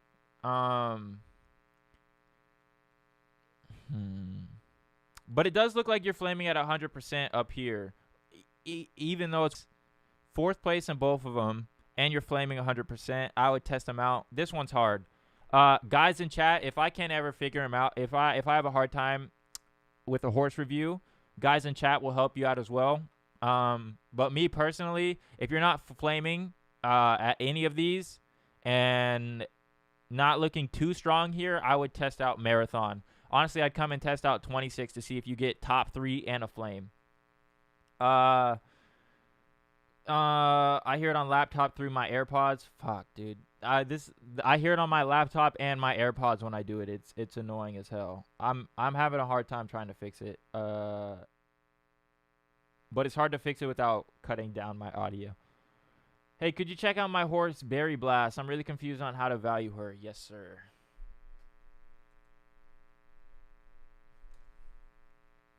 Yeah, no problem, Brian. Digital Farms, what's good, cousin? You 10.5 odds on the dad. Nice U shape. Let's go to Horseshoe. Let's go to paid racing. Okay, so this one's rough. If I'm looking at this, I'm calling this a down distance just because this is so high. Unless you go on like a 4-win streak right here, then it may start to look like I'll just use this as an example because I always use my own damn horses as an example. There's different levels of U shape. There's the normal U shape, right? To where it's kind of like not even really normal, just like higher on this end, a little bit lower on this end, and then you got like the equal type of U shape, and then you have the steep U shape, which is starting to look like maybe what this horse may be if you get like 4 more wins at 1,000. It may be like literally a first or a last type of horse to where it's just like a goalpost, or it could just continue to be a down distance. So maybe a little bit more testing on 1,000 just to see if you can rack up some wins. If not, this might even start to turn into a goalpost. So maybe like a 50-50 type shot on this in 1,400 meters. And then you're looking solid at 1,600 meters as well. Let's go. Is this paid racing? Yeah, this is all paid. So good and paid. Now let's go see how, because he should look better in free. Potential U-shape. Yeah, it's starting to look like a U-shape at 1,400 meter freeze. Potentially a U-shape again. This looks like a U-shape horse, potentially strong at 1,600 meters. What's your new horse? I bred a Z4 with a Z1, but the shit won't show up. I bred this horse with Can I Wonder from Satoshi Stables, but it hasn't shown up yet. Holy shit, I missed a lot of chats. What do you think about Supercoat Pro Team? I read that. Why breed high Z like a 31 chance of getting a good foul or low? Also, can you maybe check out Butte Jack Mist? I don't know where to downclass him. He's a sprinter, but even in long distance, he doesn't place low enough and has even won a few times. Yeah, you said the name is Butte Jack Mist. Hold on, let me make sure I did. Good. I think 14 through 16 my sweet spot for Berry Blast. Yes, I agree. 14 and 16 are good for Berry Blast. And then if you wanna, and if you have a down distance, it might be 1,000, but it also might be a U shape if you pull out some wins. But yeah, you're doing good. 14 and 16 are solid, and then this is looking like a down distance, but it's really depending on like maybe the next 2 races. If your next 2 races are 12, just call that down distance and call that a day at that point. What up, Painted Ponies? Can you check out Butte Jack Mist? Yes, I can.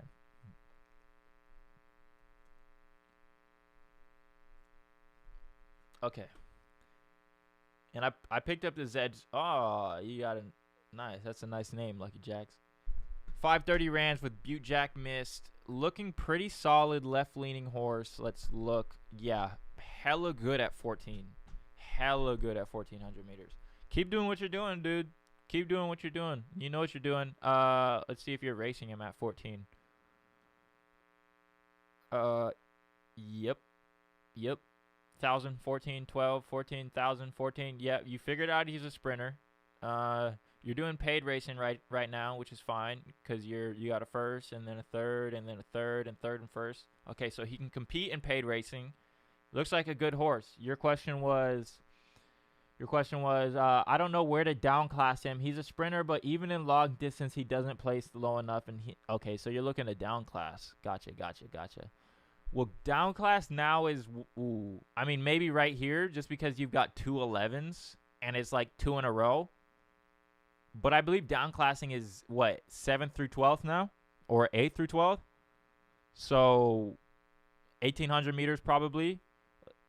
You said he's a sprinter. Let's go see where the Crimson Chin downclass is at. Or where these sprinters downclass.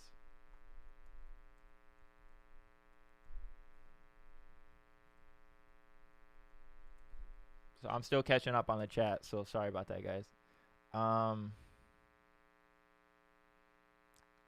I'll maybe try 2,400 meters. Oh, yeah, you haven't tried it yet. Yeah. I mean, you might not be the same as Crimson, right? Because he's a different horse. But maybe the sprinters have the same down button. So I would try 2,400 meters if I was you. 530.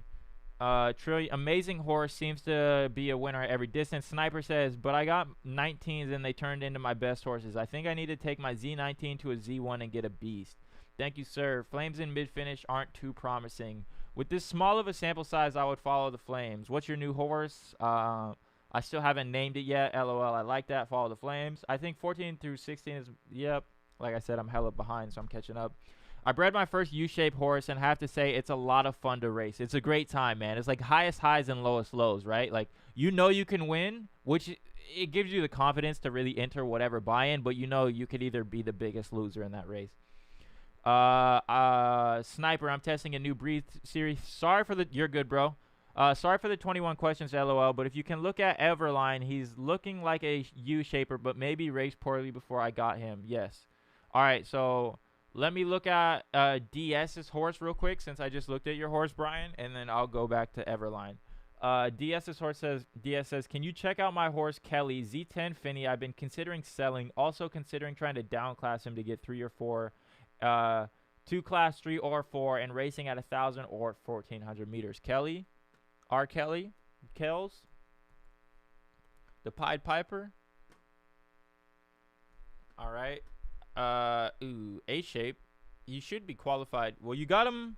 If you're gonna sell him, you're coming up on a good time to sell him. Not financial advice, kind of like King Beaver Shot was saying, he had a horse that sold once it qualified because it was qualified for the tournament. This tournament is pretty hard, but let's say you make it past 2 rounds, this will be a profitable horse. You asked, but your question was, can you check out, I've been considering selling, also considering trying to downclass him. Okay, so you're trying to downclass him at the moment. 2,600 meters, maybe. I mean, there's really no. What do you guys think?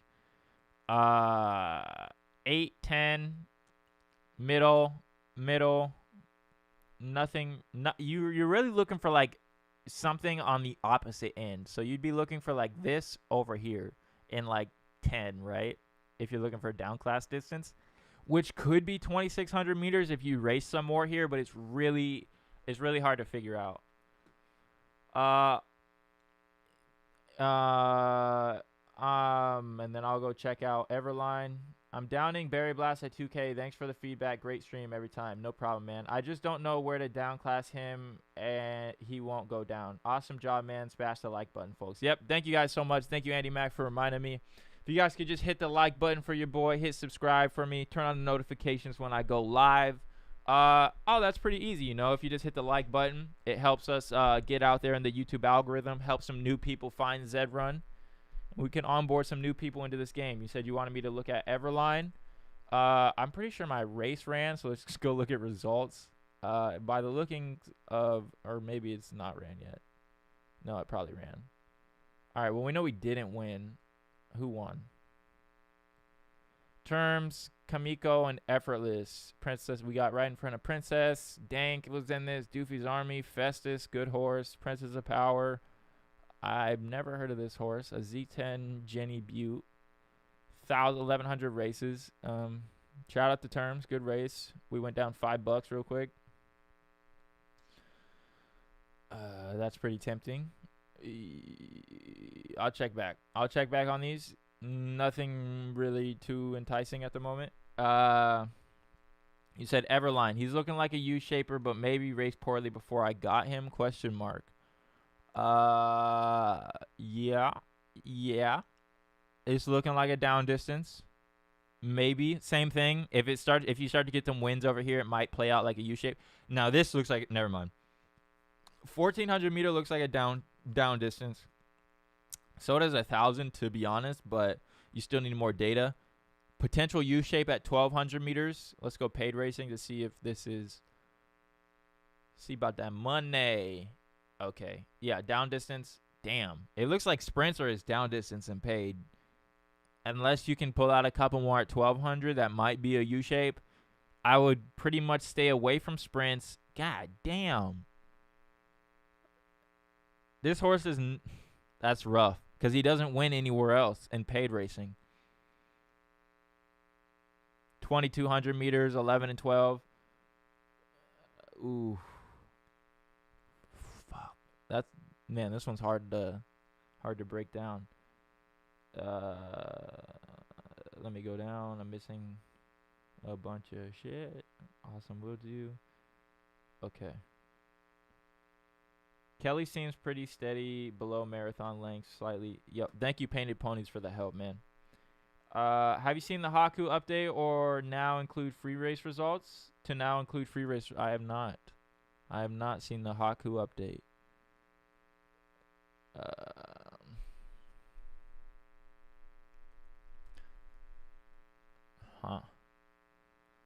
Damn.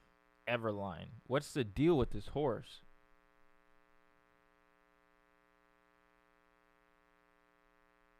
There's no way this horse can just only be a down button. Like, this does not look right at all.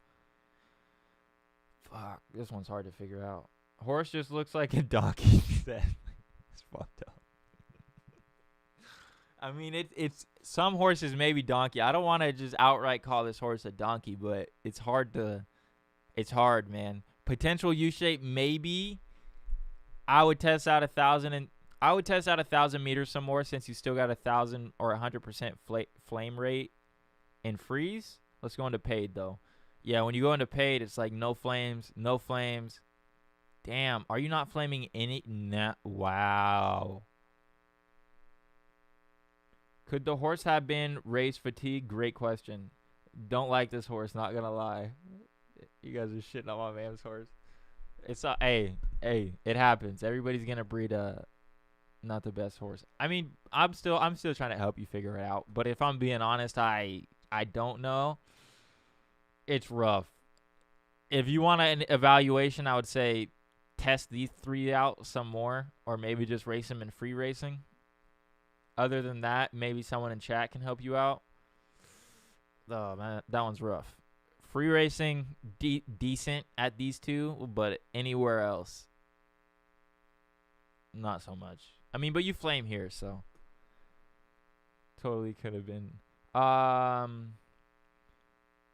Horse just looks like a donkey, sadly. I know, right? Could the horse have been race fatigued? The thing gonna kill it in the inverted fib.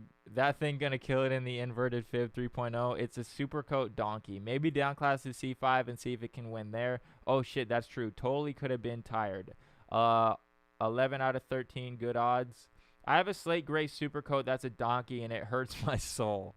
I was looking at a horse, checked back on it after it sold, and the new owner had run it into the ground, ran like 30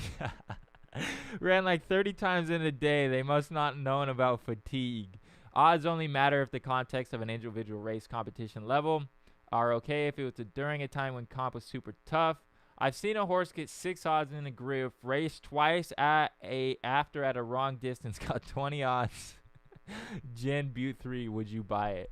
Would I buy it if it got 6 odds in a Griffin and then raced twice after at a wrong distance and got 20 odds? How do you figure out if it's a wrong distance? Like, has this horse stopped racing or has it figured out his distance afterwards? 11 odds if you're racing Princess of Power. That's pretty good if you're against C4 exclusive. 11 odds isn't great. Good point. Yeah, your level of competition definitely does matter. Let's check back, see if any of these races are hopping. I really want to breed this fucking horse, dude. Or I want to name it and race it on stream. Did I miss anybody's horse? Nothing? No, I think I got everybody's horse. Cool. Let me see if I can fix this damn camera now.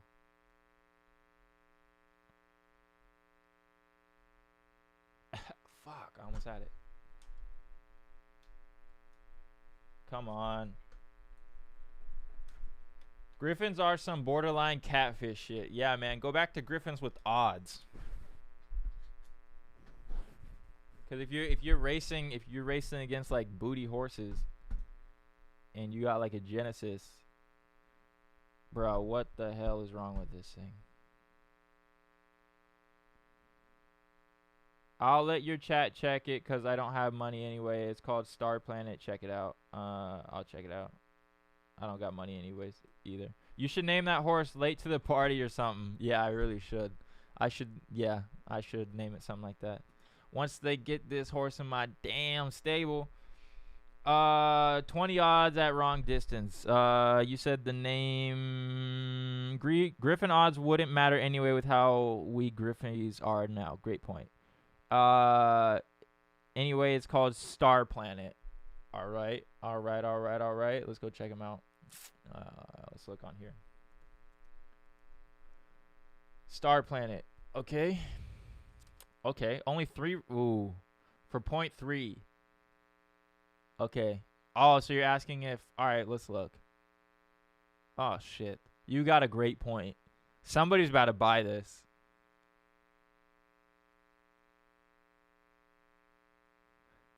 Decent competition. At least a Z2 was in here, so you're pulling against... This is pretty fucking good. Because look at Genesis.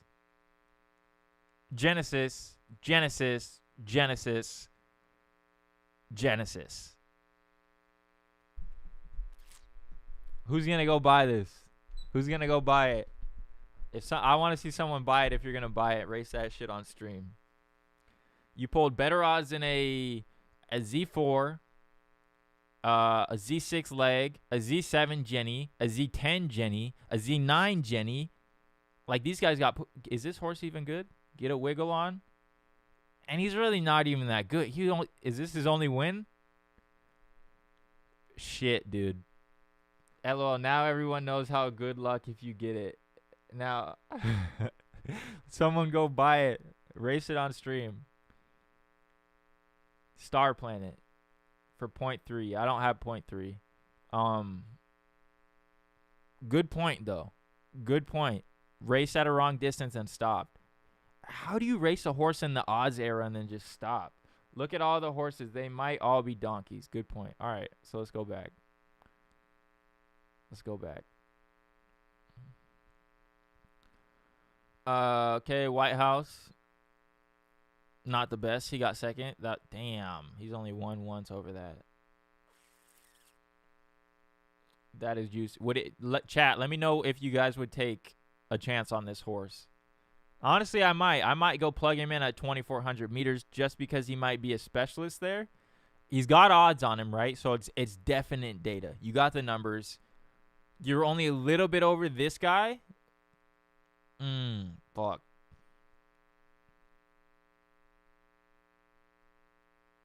Owned by Coffee Liver. Hell no. Golden Glow Master says hell no. 0.3 is high given their competition. Fair enough.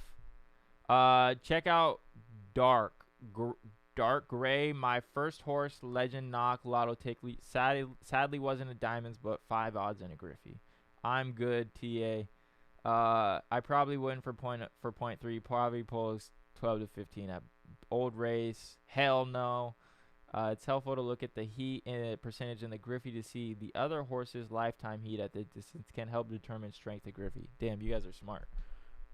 So you would go heat rate on this horse at 2,400 meters. What is it? Fucking 22%. Not good at all. White House. Where's the flames? Damn, he don't even flame. And then Star Planet is with the. But the field looks good on paper, but looking at the horses are all pretty rough. Yeah, looking at how they've done now, like they're not the best. Good shot for someone. All right, let's go look at your UU. Dark Gray, you said?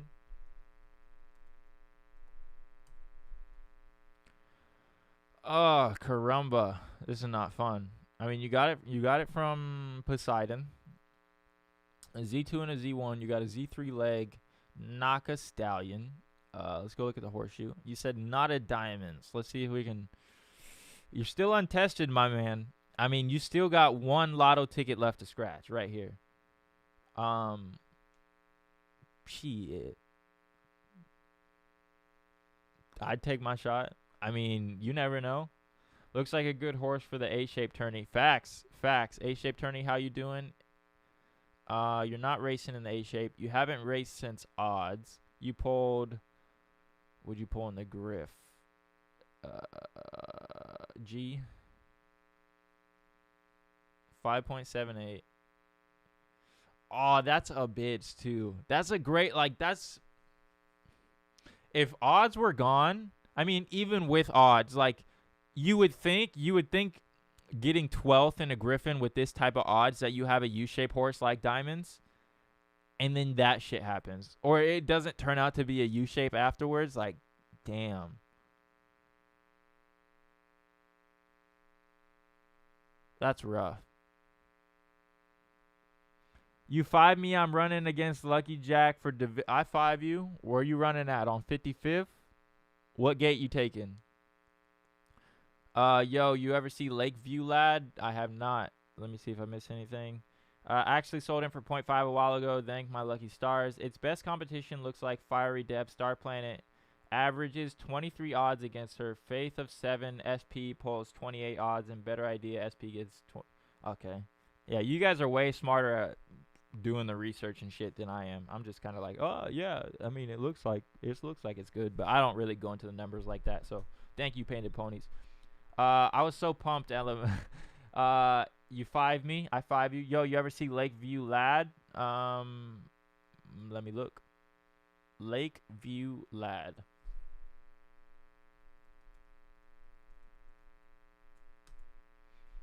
All right. Sheesh. Oh. Oh, this motherfucker. 1.5.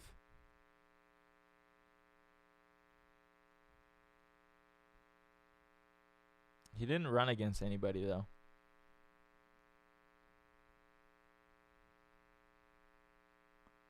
Yeah, he didn't run against any Genesis or anything. Oh, he did. Placebo effect. Not a bad horse either. Placebo. Let's go look at his horseshoe. Placebo's really good at 1,000. Where was this race at? 26. Huh. How much would you guys offer him on this horse? Yeah, trash field, which is why no one would ever pay 1.55. How much would you pay for it? For a Z8 Jenny, man, 3.36 odds.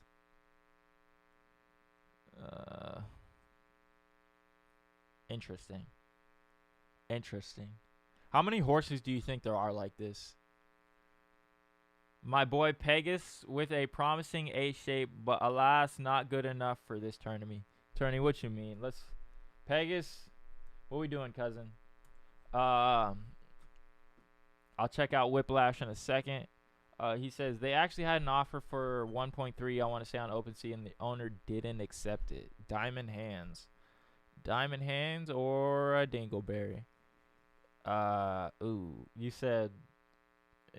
My boy Pegasus was a promising A-shaper, but not good enough for this tourney. Did you race him at 2,000 or 22? 22 and 2 look pretty solid. But 2 is mid and 22 is long. So you went. I'm not gonna say. I think maybe next time coming around you have a shot. Maybe you still have a shot. I mean, you're only at 12. You're going for marathon 2. So then you're going for the 22. You're on 2,200 meters. I'd stick with 2,200 meters, and you might be able to still pull it out. You got a day and 4 hours. Can I add Hawk-U? Yeah, you can add. Yeah, let me. Hold on, Sniper. All right, there you go, Sniper. I made you a moderator. You said, yeah, I did 22, but he kept placing. Diamonds is like the 30th most profitable horse in the entire game. Actually insane lotto ticket there. You ever checked out his ELO ranking? Yeah, they got me ranked at like 300 or something like that.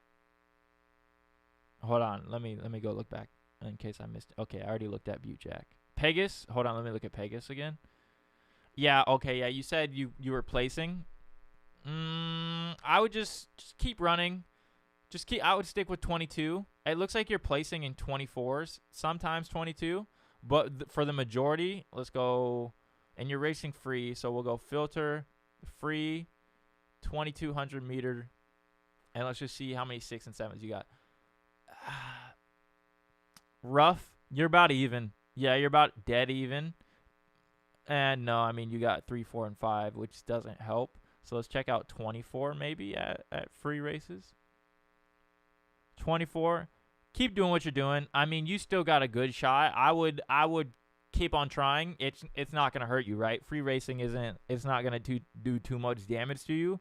I'd keep running free races. Okay, let me see. The Sniper got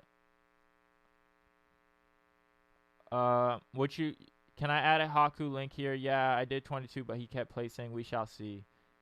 Sniper, what you want me to look at? I'll pull it up right here. Bang. Bang.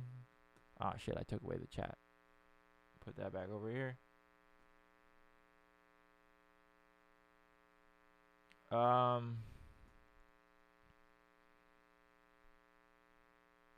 Yeah, just let me know what you want me to look at, and I'll dive into that. He said, Diamonds is like the 30th most profitable horse in the entire game. Actually insane. You ever looked at the ELO? All right, let's go check out ELO real quick. I think he's like ranked 300, something like that. Which I'm perfectly fine with. There's Ratchet, as KingBeaver said. Swagger, good horse. Let's go look. Yeah, I do like that they got me at like 300 because if you have a U shape, what I miss? Hey, anyone see the announcement about hyphen the bridge trial? I'll read that. Give me like 2 minutes and we'll cover that. O'Neal just got bought yesterday. Phantom Pacer, good horse. Where are we at? I think we're at like 300 something. But what I was saying is I do like being, there's Supreme Polarity, there's Imaginator. I do like having a high elo because I know I can beat the top 10 elo ranked horses, but I also know I can lose against any of these guys, right? So that's like really the power of the U-shape is you'll be ranked down here with these guys, but you can beat the best of the best in the top 100, anybody above you really. Taco Tuesday, I think KingBeaver Shot said he sold that horse. All right, now we're going to come up on Diamonds and Princess of Power, which is pretty scary when you think about it. Knowing that these horses can race against anybody. Raise a Billion, that trash-ass horse. I'm just kidding. Shout out Archibald. Damn, where are we at? Damn, they got me in the 400s now, unless I missed it. Man, they got me dropped. Valiant, Nutmeg, Cobbler Shock. Damn, we're going deep. We dropped a lot. Unless I passed it. I don't think I passed it, though. Seven's a good horse. I think Umbria is still cheaper than Hyphen. Roid Rager. Damn. Did I miss it? Search page for Diamonds in case you missed it. Will it show? Will it show? Does it show Elo on there? Oops. Midrunner. No. Diamonds. Control F. Okay, hold on. I got a MacBook, so it'd be Command F maybe. Oh, fuck.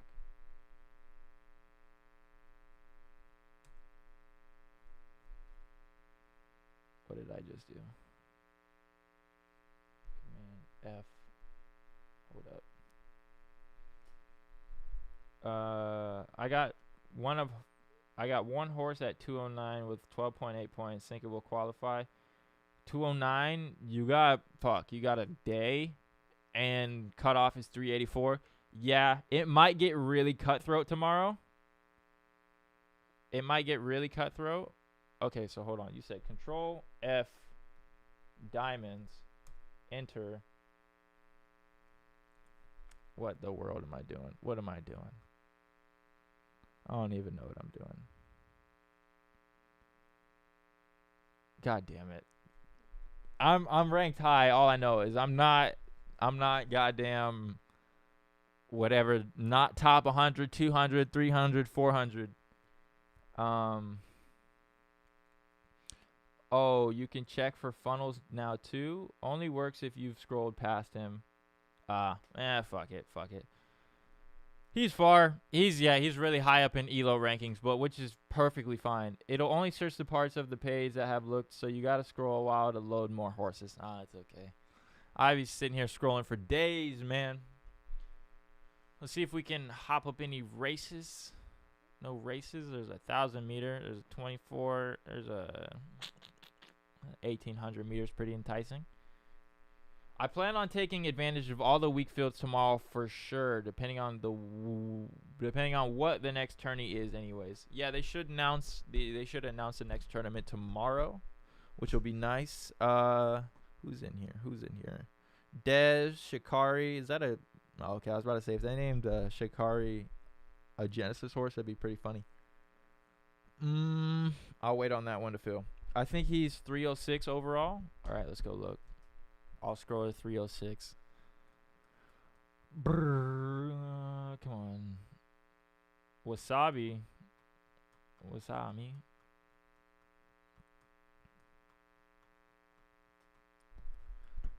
Just hit the like button for me if you guys haven't hit it yet. Very much appreciated. Just helps us out with the YouTube algorithm. Just trying to build on YouTube, man. A lot of people are on Twitch. I just like the YouTube thing. I think it has more longevity, as into where people can just come back and always watch these streams or watch the interviews in the future. With Twitch, it's a little bit hard to go back and watch that stuff, and especially if you get like the partnership, then you're not able. If you get like the Twitch partnership, then you're not able to post on YouTube.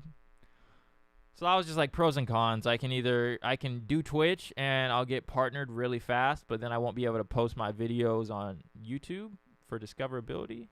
Okay, so you said 306. Well, there's Ducky Malin. Okay, we should be close. Juniper. You can search the whole database of horses and filter for profit, and you can see the real top dogs, in my opinion. Stream both. MJ does. I should. Chianti. I gotta have him on sometime. Damn. Okay, we should be getting close because he's still a good fucking horse. Valley. Like, there's some really beast horses up here. Darth Talon, shout out Darkside. Was that Festus right here? Festus. All right, we're getting close.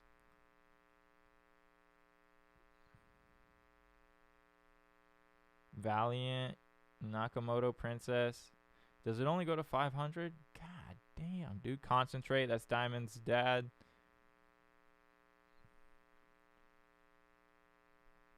Oh no, he was saying stream both. You meant like stream on Twitch and on you already interviewed MJ. Yeah.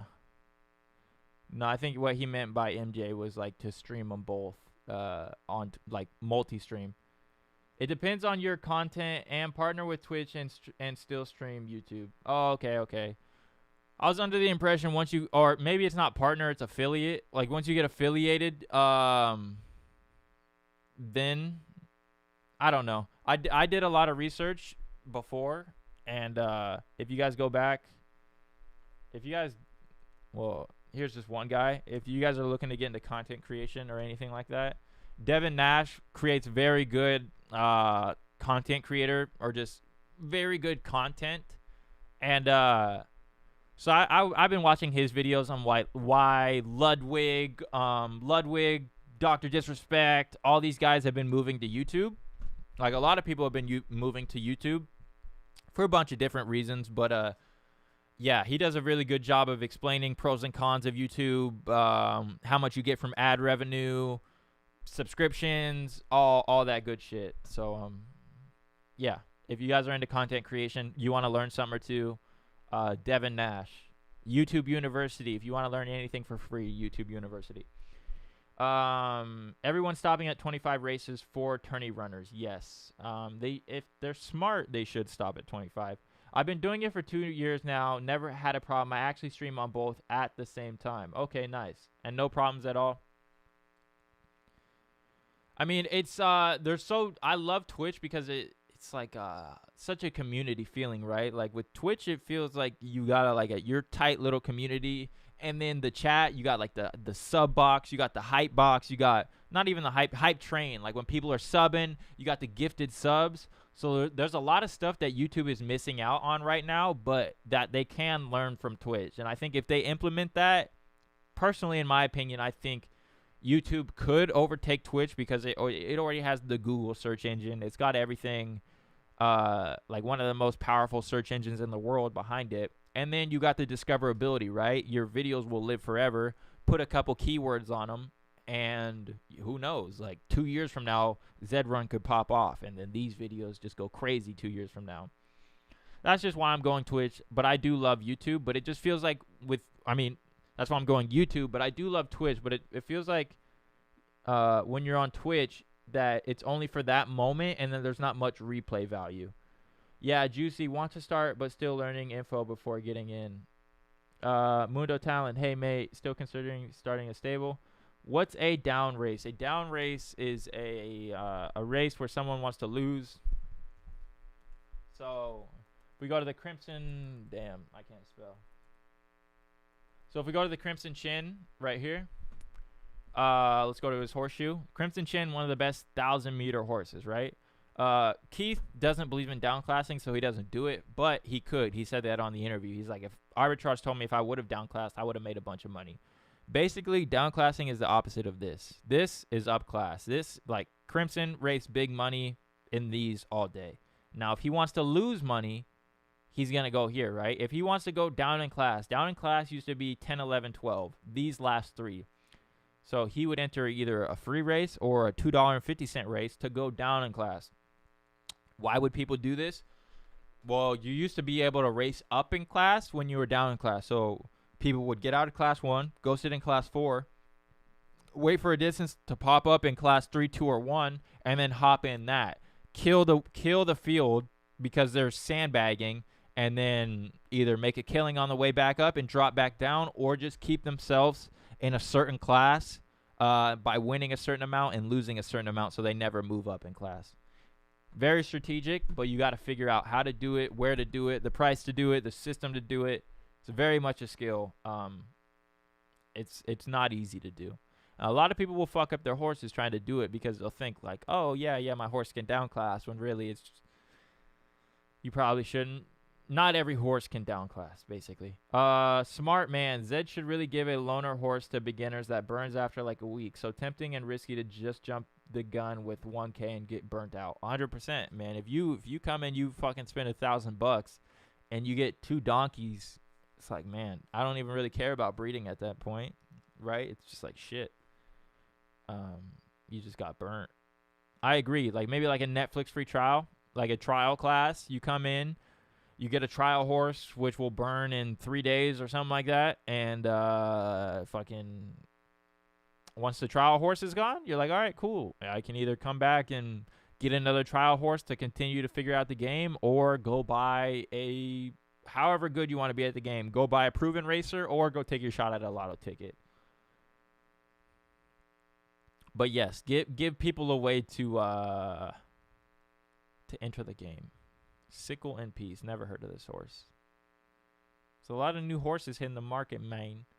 Start a super chat. I think I gotta get monetized. I think I have to get monetized first. We're really close. I'll show you guys. I'll show you guys how close we are. To monetization.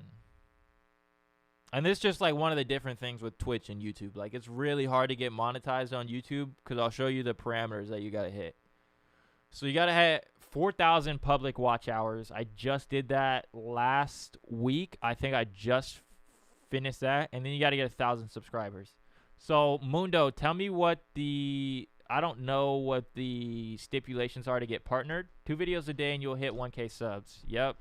I've been doing something like that, man. Like Monday through Friday. I mean, I've been going Monday through Friday, so I've been grinding. But it's definitely hard work to do. How have you been finding Class 1? Some of these cheap buy-ins are taking hours to fill. How have you been finding Class 1? It's I've been in Class 1 for so long now. I'm just used to it. Yeah, it sucks though. It's always sucked. Yeah. I mean, I'll sit here for a few hours. Monetize means you get money from YouTube based on views. Yeah. So once you get monetized, then you get ad revenue. So then you can kind of like Twitch. You can have like we could have like a sub. Not is the camera working? All right, the camera's working. On Twitch, you have like you get like your emotes. So you got to pass usually 1K subs to get monetized. Yep. So here's the bar: 540 out of 1,000 required. The hours I thought that'd be the hardest part, but then once I started doing a podcast, those things just shot up easily. But yeah, once you get monetized, then you can place ads on your videos, and then you can run like a members club. I believe that's what it is, a membership, and then you can charge whatever amount you want for the membership. And I think YouTube only takes like 40% or 45%, something like that. I don't know how much Twitch takes, but you have the horse in already. You need the subs count. You have the hours in already. You need the subs count. Yep. Just grinding, man. Just grinding. And you have to do it within a year too, which is kind of like shit. So I started my channel 8 months ago. You're the best streamer on Zed. You should get Poseidon on here. I'll ask him. I'll hit him up one of these days. I'll hit him up. Got to start promoting Jarek in the Discord. Much appreciated. Much appreciated. I see you guys in there. I'll go in there and I'll type my name, or I'll type in Evergreen. I see you guys championing me. I very much appreciate it. You guys are awesome, man. Yeah. So yeah, just been doing this, been doing YouTube. Monetization is really not. It's not the biggest deal for me. Do you use Vidic? Gotta start promoting. Oh, I read that. Let's see if we can. But I'll drop merch soon. I'm not rushing to get money out of this. Like, I was comfortable quitting my job and doing this because I have a horse that can make me a decent amount of money to where I don't have to rely on like begging for shit from people. So that's nice. But it will be cool to see. It's just progress, man. You know, like with any of you guys, I'm sure one of you guys wants to stream. It's nerve-wracking at first, and you know there's a lot of hurdles you get over, but you get better as you go, and then it just gets more fun and easier as you go. And it's cool to come over here and see this shit go up over time, bro. If we go look at the analytics of when I started, this is the fun shit to look at. We'll go back. I started Zed Run in August, all right? So we'll go back lifetime. It's August, September. So, like, August 1st. This is all you guys, bro. You guys are fucking clutch. August 1st. I buy diamonds right here. I have 59 subscribers. I make a video. I tag Golden Glow Master in it. Does your horse make profit every week? About so. I'll show you the charts in a second. So, I posted the Birth of a Legend video right here. This is where I bought diamonds. I bought diamonds, like, August 1st. And then from right here, it's just been fucking all you guys. Like, the Zed Run community is fucking amazing. Like, you guys are dope as shit. Super supportive. Very much appreciate you guys. You said, am I profitable every week? Yeah, I'd say so. But I have such a hard time holding on to Ethereum. It's like burns a hole in my pocket. I'll either breed a horse, or I'll fucking go buy another project, or do some dumb shit. So let's go look at the chart. I've just now kind of figured out how to raise diamonds to where it's not downhill. I used to go big money, like every buy-in, like 15, 25, 50, 150, right? And so, like, he would always go down because I would catch those streaks of, like, the 12, 12, 1, 12, 12, 12, right? But I would get my wins in the $2, and I'd get my losses in, like, the $25. So I'm like, shit. After talking to everybody there, Lucky Jack said go big money. Just go big money with your horses. And then Kevin from Arbitrage, the way he uses his distance preference, the synthetic use is he'll go $2.50 to try and get his 12th places, and then big money in his distance. Now, the way I look at it, ever since right here is kind of when I figured out, which is insane, right? This is fucking 740 races. I figured out how to race my damn horse. But this is where I kind of figured, because now you see I'm like stair-stepping my way up. It's not down, down, down, and big win, big win. It's like stair-step up, stair-step up, stair-step up, and now we're kind of teetering right here. What I figured out to do, that one day on stream was the best example. So I'll go big buy-in, and then after I get my 2 big buy-ins, I switch the distance. I'll come in and try and get a 12th place. So now right here, this was like a $5 buy-in. I got my 12th place. I tried to double up on it again and get another one, but I won. So I was like, all right, fuck it. I'll go. It's just kind of like card counting, right? It's like, all right, well, I got my 12th place. Now I'm thinking I'll get my 1st place. Sometimes it plays out. Sometimes it doesn't. So right here, this was a, what? Like, is that like a fucking, that looks like a $10 buy-in. It's $10 buy-in, lost that one. $5 buy-in, got 4th. And then big money. Now, if I lose 2 in a row in big money and I get 11 and 12, I feel comfortable going. Well, first I'll switch distances, right? So I went from 2,000, got 12, went to 1,600, got 12. I try and switch the distance. So, like, if I got 12th right here, I'm expecting 1st on this one. But if I double up on 11, that's fine. I'll just go really big money on that 3rd one because less likely to get 3 11s in a row, right? So same thing here. I went big money here. Actually, no, I went small money because I wasn't expecting to win. Went big money, lost, and then ran it back big money. I don't know if that really makes sense, but if I get 2 12s in a row, if I get 1 12 in a row, then I'll go big money after that. And then if I win a big money, I'll try and get these 12 places with the $2.50. Gotta bounce, dude. Cheers for a great stream. Thank you so much, Andy Mack. Have a great day, man. That is such a filthy profit and loss chart, bro. It's so volatile. It's not even funny. Like, okay, this was race 43. Race 43, I threw diamonds in the $500 buy-in. In 40 races, I ran them up to half an ETH profit. This was like, and you could race 24/7 at this time. So this was maybe like fucking a few days. I was a couple days into the game. And the only reason why I went big money, I think right here after race 7, this is when arbitrage offered on my horse. And then when you have a guy like that offer on your horse, it's like he said on here, he totally tipped me off. So I went big money after that. I was like, oh shit, I might have a race horse. He's offering me 3 Ethereum at the time. So I race it, boom, fucking win. Come back the next day, I got a 5 Ethereum offer. So I'm like, all right, well, still, like, he basically just told me I have a good horse. I'm going to go big money again. I went big money again, went up to fucking, either way, we went up to half an ETH at 30 races. And this is where I think he offered me the 10 ETH, right about here. But it was too late at that point. You'd already tipped me off.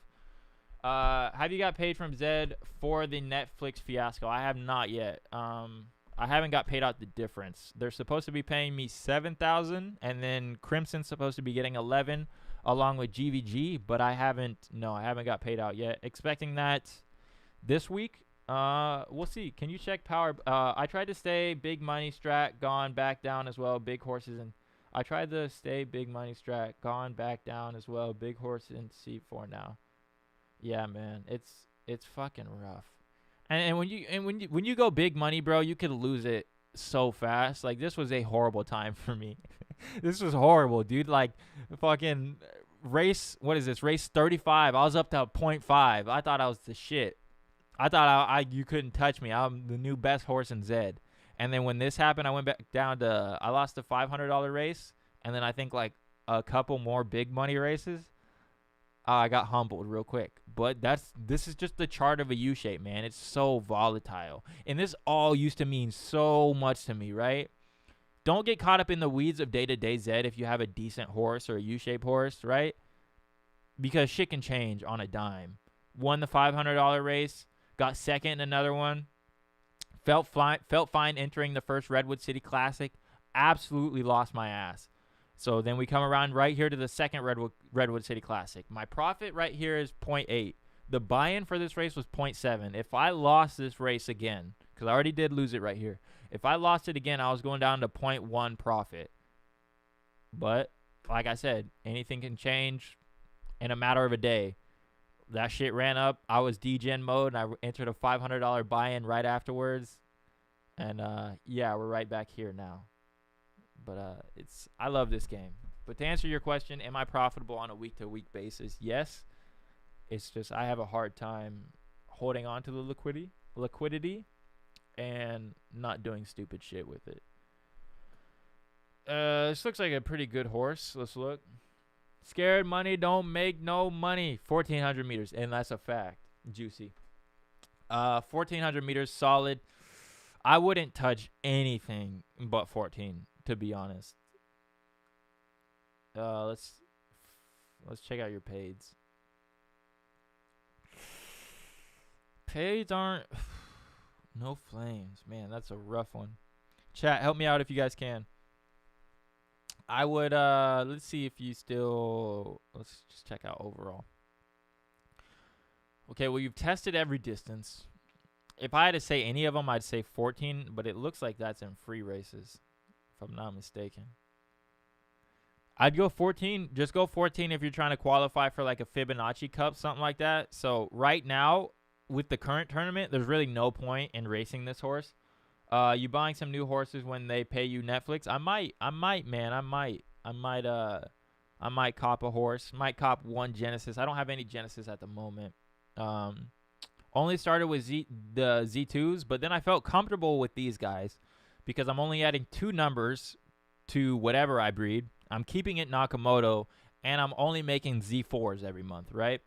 The Z4 exclusive, you can keep it at exclusive and then go breed back with the Genesis to keep it at the exclusive level. So that's why I came in with the Z2 legendary, but I might go look at a Z5 Jenny with that Netflix money. Let me know your thoughts on Easy Breezy. Bought it with promising stats, but has only lost me money since purchasing. Got a baby horsey on the way, trying to put finny legs together that have Zabo knockblood in them. Stud's father is Third Head. Oh shit, Third Head's a good horse, dude. You said look at who? You said look at Easy Breezy, beautiful cover boy. Maybe it's Maybelline. I'm still trying to race him on the paid on 1400 meters. All right, slight U shape, not the steepest, but you're winning. 1,000 meters looks. Let's go paid first.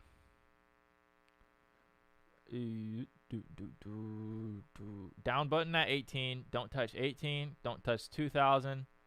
I wouldn't at paid. Okay, you said, can you check power bank? I'm still trying to race him on the paid on 14.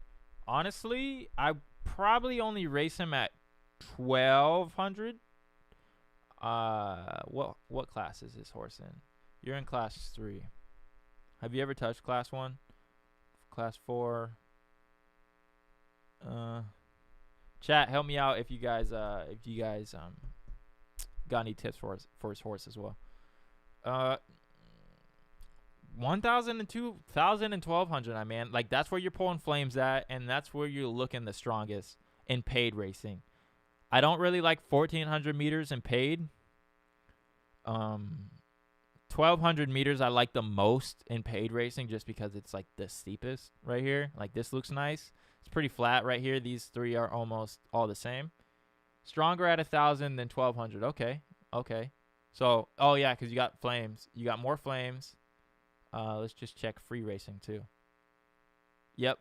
So if you go free racing, you're doing really well at 1,000. So if I was going to try and get this guy to qualify for a Fibonacci Cup tournament, I'd run him only at 1,000 in free racing. I wouldn't touch paid racing. And that's what I would do. You should get a Gen Knock or Zob. You can get a Zob Gen for 1 ETH. I could. I think they're going to pay out 1.6 ETH. And so I gotta take some money out to pay bills, or to have enough to sit back and be able to pay bills for a little bit, and not really worry about taking out my bankroll. That's one of my problems, is I always have to take out race profits to pay for bills, but it is what it is. Yeah, I'm interested. I don't know what I want to do with this Netflix money. It's a good question. Anyone else having problems downclassing because of the A-shaped turning? Oh, a lot of people nobody's trying to win. So I get, yeah. It's probably a really hard time to downclass. How much, I think I have one of the better C4 sprinters. Check out Queen's Trust. Bred her myself and pretty excited. That's always the best feeling when you breed them yourself, right? Let's take a look. And then Prim said, how much do you pay premium-wise for a good horse that's a good breeder? What is the Netflix money? I'm a bit out of the loop. No worries, man. I'll answer your first question. How do you pay premium-wise for a horse that's a good breeder? I haven't really done it yet, so you might have to ask someone else. If I know the horse is a good racer and it's a fair, like it's above minimum, like a regular horse wouldn't get. God damn it. Queen's what? And there's the fucking that. God damn it. If I know the horse and if it's not crazy expensive, I'll do it. 1,400 meters on this horse. Don't touch that. Don't touch that. I wouldn't touch any Queen's Trust. I know I'm all over the place. Hold on 1 second. I'm all over the place. I think I have one of the better C4 sprinters. Check out Queen's Bredder myself. Yes, I would agree. I would put this horse in, let's see, free. Oh man, I'd test him out at 1400 meter free just to see how he does at 1400 meters. See if you can get a fat stack of dubs over here. But yeah, you're doing. I mean, you're doing way better in paid racing. It looks like. I mean, you're not. Yeah, you're doing really good at paid race, especially even 1200 meters. You're doing really good at 1200 meters in paid. If you're trying to qualify for the tournament, I'd probably do 12 and 14 free racing, and you probably get really high up in qualifying. The Netflix race was, it was there was two of them. There was two Netflix races, and it was a $3,000 buy-in. So the first one was right here. All right. That's not the first one. That is the second one. So the first one right here, Redwood City Classic 1.0. He said, I only run paid. Respect, man. Finney Z5 best go. I agree. That's what Arbitrage said too. At the moment, premium studs are basically the ones getting picked up for minimum fee. Okay. Finney Gens were over 0.3 last time I checked. I got 1K to start a stable. What would you recommend I do? Give me 1 second. I'll help you out with that. If there's a list, check out Bucky, Colorado.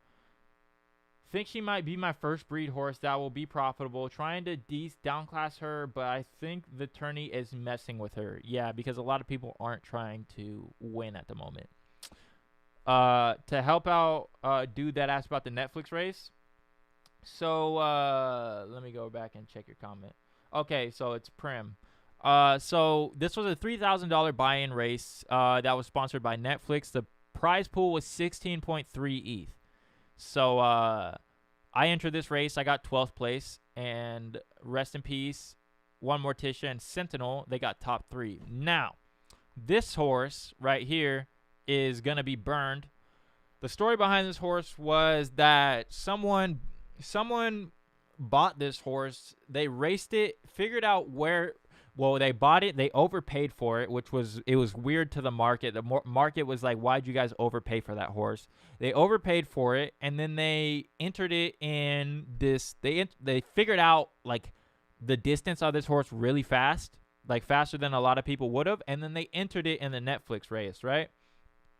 So first time comes around, this horse gets 3rd place in the $3,000 buy-in race. It's got 7.79 profit in 197 races, right? Like, look at this chart. Absolutely insane. Just fucking boom, boom, boom, boom, boom, boom. This was a profitable horse. Very fast. He entered him in both of the Netflix races. But it was actually someone that worked for Zed Run, or they had access to the code or the API. They had access to something within Zed Run, and they figured out what was under the hood of this horse. They figured out how good this horse was and, like, the underlying data, right? So they did basically like fraud. They defrauded Zed Run. They went on the secondary market, bought this horse because they saw how good it was, and then they raced him in these buy-ins. Now, the community kind of caught on to this and started to kick up a smoke about this. And then it got to the Zed Run CEO, and he said he would do an investigation. Some time goes by, and then the investigation comes out, and they say that there was 3 horses. Sentinel's the big one. Were like insider trading type horses. It was someone from the company that fucking bought those horses and raced them. So Sentinel got 3rd in this race. So technically, Zed is saying that Sentinel shouldn't have been in this race, and Spirit of Ecstasy got 3rd. So Spirit of Ecstasy is now going to get the third place prize money, which is $11,000. So that was the first race. They came back and did the race again because they didn't market it well, and the community was hot about that. So nobody had discovered the Sentinel problem yet, or it wasn't mainstream at this time to where people talking about all the conspiracies behind this horse. So we come back again for the Redwood City Classic 2.0, $3,000 buy-in again, and I get 3rd place this time. You can go watch my video. I go absolute batshit crazy in this video. But they come out last week and say Sentinel was the inside job horse, and that anybody that placed behind Sentinel, so if you got third and you were meant to get second, you're getting the second place prize money now. And if you got fourth and you were meant to get third, you're getting the third place prize money. So I'm getting the difference between the two, which is $7,000, and then Crimson Chan is going to get the $11,000 for placing third. Pretty crazy shit. I got a lot to check up on. Bucky, Colorado. Yep, Bucky, Colorado looks like a nice sprinter. Not elite, but well above average. Mundo Talon, do you want to breed or race? Do you need returns sooner or later? That's a great question. Painted Pony says, that's the type of horse that will sneak into Class 1 if you're not careful. I'd avoid freeze. Juicy Mama Baby. Mundo Talon, there's several options. You might be able to get a breeding pair of Gent Buttes. You could potentially get a Finny Genesis. These approaches would enable you to breed legendaries 100%. Or you could get a knock legendary, which wouldn't be able to breed yourself, but it's a one-time scratch ticket. If it isn't great, its value immediately plummets. Yes. I'll show you the pros and cons. I'll show you the pros and cons of a Z2 Legendary Scratch Ticket. So, pros and cons of a Z2 Legendary Scratch Ticket. You can buy one for 1.1 and get offered up to 10. And then you can win up to 2.7 in profit. That's a fucking, maybe a 5% chance of doing that. I don't know. This guy, or Hi-Ho right here, I bought her for 1.6. And what's the fucking floor on Z2 Phillies right now? Z2... legendary Philly is, I bought her for 1.6 in August. The floor on UUU is 0.4. So technically that's a 1.2 loss. Not even that, because it's a loss if I wanted to sell her, right? But technically not, because I can breed her with diamonds. So that's why even if these two weren't good racers, I was okay, because I knew I was going to be able to breed something. I'd be able to breed Z4s every month. What up, FPS Leo? How you doing, homie? The Z2 leg is looking better and better in my opinion. I agree as well. Especially for the price that it's at, bro. I like these shits at 1.1. Like, but I know the odds of doing it again is very low. So it's kind of like once you hit the lotto, do you really need to keep playing? That's kind of my mentality right now, because I fucking hit it. So is there really a point for me to keep playing? The odds aren't in my favor. There's really no point to stay in the casino once you're already up, right? At this point, I really should be playing more of a long-term game, trying to get Genesis. It's just like I said earlier, I have a hard time holding on to ETH. Or you could get a knock legendary. We got 26 people in here. Shout out to everybody. If you guys could drop the like button for me, much appreciated. Oh, we'll hop up in this 1,800 meters as long as nobody takes it. Actually, hold on. What's this race? Never mind. It's a $5. Go, go, go, go, go, go, go. Unless it's not taken. That's some bullshit.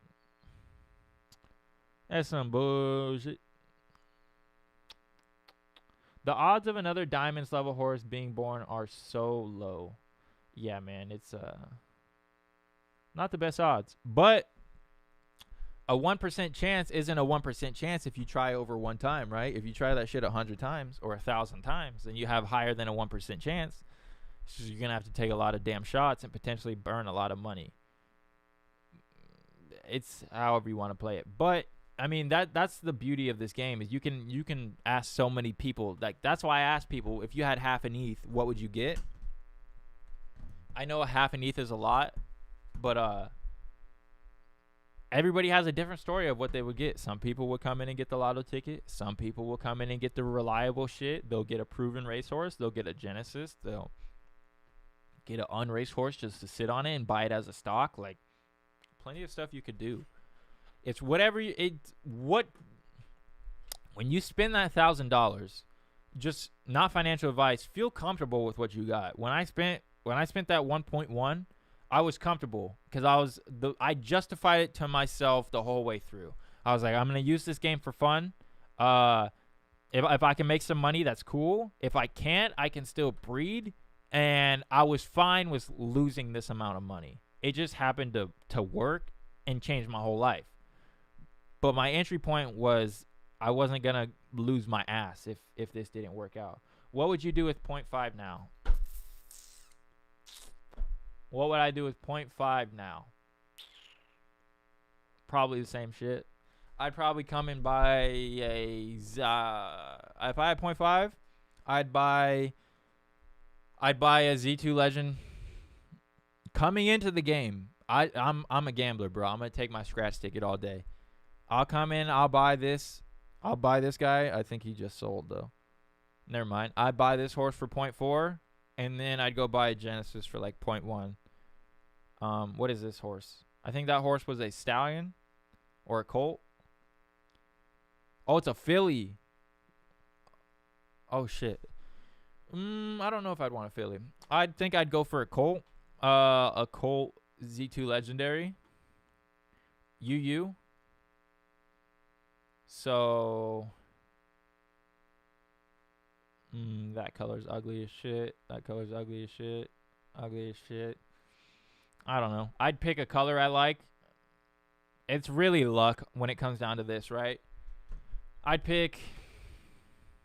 Okay, here we go. For 0.45, let me just pick one of these 0.4. Fuck the color. Was Diamonds a floor pickup? It was. I think it was close to it. I think the floor was one ETH and he was 1.1. He was close to the floor. It was something like that. It was. It looked like this, right? It looked like there was a bunch of other horses, and then here's like the unnamed. So I'd buy. Let's say this is Diamonds. I'd come in. I'd buy this horse for 0.3. I'd have 0.2 left. Let's go look at the Genesis market. We'd have 0.2 left to play with. You always got to keep some money for racing. So that'd be our colt, and then I just come get a mare. Can we cop one for 0.1? Hey, all right, cool. So we spent 0.4 on home, dude.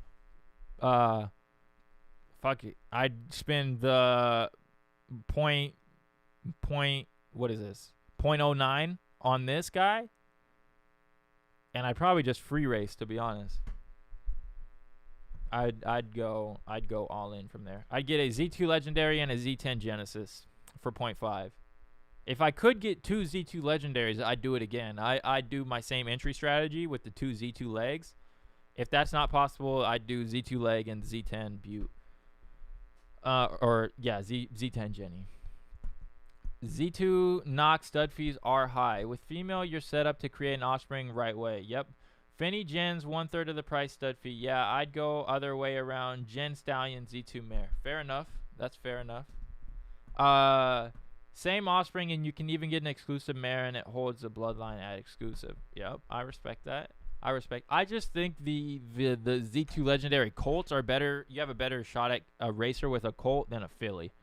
So I was like, all right, well, I don't think a filly's going to be as good of a racer. I do want a racer, so that's why I went with a colt for Diamonds. If we go back and look, if you want to ask about premiums, I guess you could say I charge a premium. Is why he doesn't get bred with so much. Because I'm a greedy bastard, as you could call it. So, sold the first cover for 0.3, 0.35, 0.34, 0.13. That was to my homie. That was in-house. That was to Archibald. And then that was to a homie. So, yeah. Normal stud fee I charge is 0.35. This was back in November. So, take that how you want. It is December now. I put him in for 0.32, I believe. And he didn't. And nobody bred with him. But this was like last month or something like that. Yeah. I haven't bred anything crazy yet, but I want to control most of the bloodline to where if I do get something crazy, it's in house, you know. Oh yeah, good point, good shout there. What the hell are they doing out here? Man, yeah, this is class 1, man. This is class 1 for you. Just me curious, just me sitting here basically all day. There's a damn helicopter or something outside. And just waiting for my race to feel. I'm curious about the hit rates for exclusive bred from Legendary Gen versus exclusive bred from exclusive plus Gen. Yeah. You'd probably have to talk to Dan Chan about that one. Or BG, one of the data guys. It's a great question. That is a very good question. I really wish I could get my damn horse so I could throw it in a Griffin, but Zed Run don't want to give me my damn horse. It's right here in my wallet. Come on, guys. Come on, guys. It's right here in the wallet. Just let us race the damn horse. Come on now. What are we doing? What are we doing? Oh, I bred P&W over the weekend. What was this? Okay, yeah. So my Z2 was ready to breed. I wanted to go find a good Z5. Arbitrage was talking about Z5s. I was like, all right, I'll go make a Z7 filly or a Z7 exclusive. Turned out to be a filly. It was cool. It was green. I was like, I'll name it P&W. It's fitting. The sire is owned by Sunny Days. I believe it only cost me like $123. Strange but true. Let's go look. Let me know what you guys think of Strange but True as a breeder. We can look on the Zeds tool. If you guys know how to read the Zeds tool. I'm not the best at it. Here's my thought process. It was kind of like very left leaning over here. So I looked at this as possibly high base ability. So I was like, you know what? Sunny Days is my boy. I've had him on the stream before. Looks pretty left leaning at 1600 meters. I'll take my shot. I'll breed a Z5 Finny. Either way, it's not the greatest racer, but I am excited to have another filly because a lot of my other fillies come from diamonds. This one, well, I mean, my only other filly, I have Hi-Ho and P&W now, right? So now when I go to breed diamonds, I can breed 2 horses with him, and to where, like, I'm not really too worried about putting him in at minimum now if someone snipes that last one, or I can get one of my homies to take the last one. One of my biggest problems was always trying to breed him for minimum, but not having enough people to take the other covers for me, or not knowing how to work out a deal. So I'm excited to breed the Z7 with diamonds. Make a Z9, I believe, elite, a Z9 elite Finny. I'm excited. We'll see how that goes. I still have all these guys ready to breed. Not really too worried. Z Boley, I went and bred with the Z1 last night. Like, this is all cap. It says I have 1 breed left. Watch it actually give me 2 breeds in a row. That'd be pretty funny. Made Z20. My Z26 made Blue Clouds and Neva Mendes -10 odds. Got 3 females and sell option. Get 3. Oh, yep. Yep, great idea. I should probably focus on maybe getting more Z4 females so I can keep it Nakamoto. I'll do that. I mean, I guess I'm doing that every month. So it's just, I mean, I can't, right? I have to take her and breed her with another Z1 to try and get those fillies. So then I can bring that filly to diamond. So I really need 1 more filly. If this Z5 exclusive that comes off Z Boley's a filly, then we're set. I'll breed P&W, Hi-Ho Silver, and then whatever this next horse will be with diamonds every month, and then just control the bloodline. I know a few. I'll happily take a cover if you need people to grab them. All right, I got you. I'll put that down as noted. You might be able to just steal a cover too, because I'll probably put them in for minimum one day, take those first 2, and just say, hey, I'll probably post it on Twitter so one of you guys can get it. But yeah, man. If we don't got anything hopping off, I think I'm gonna call it a day. If you guys don't got any more horses you want me to look at, I think you def have the right idea with the Z5 Gen Stallion to breed with the exclusive knock fillies you need. The Z5 Jenny Stallion to breed with the exclusive fillies you breed. I did similar but with Z6. Okay, yeah, I think I'm gonna go cop a Z5 Gen Stallion, with that Netflix money, and then that's just kind of like a long-term play since I don't have any Genesis.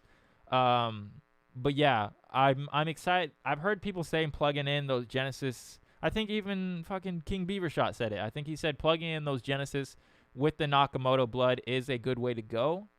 But I'm not gonna try and steal one. That's just rude. Hey man, if I put it up, you better try and steal that shit. Because if someone puts up a good horse, like, hey man, we're all competing for money at the end of the day, right? Like, I love all you guys. You guys all support me. But hey, if you can snipe me, go ahead and do it. It's a good story. I'm not gonna be mad about it. And I'm out here trying to snipe people too. Like, this part of the game.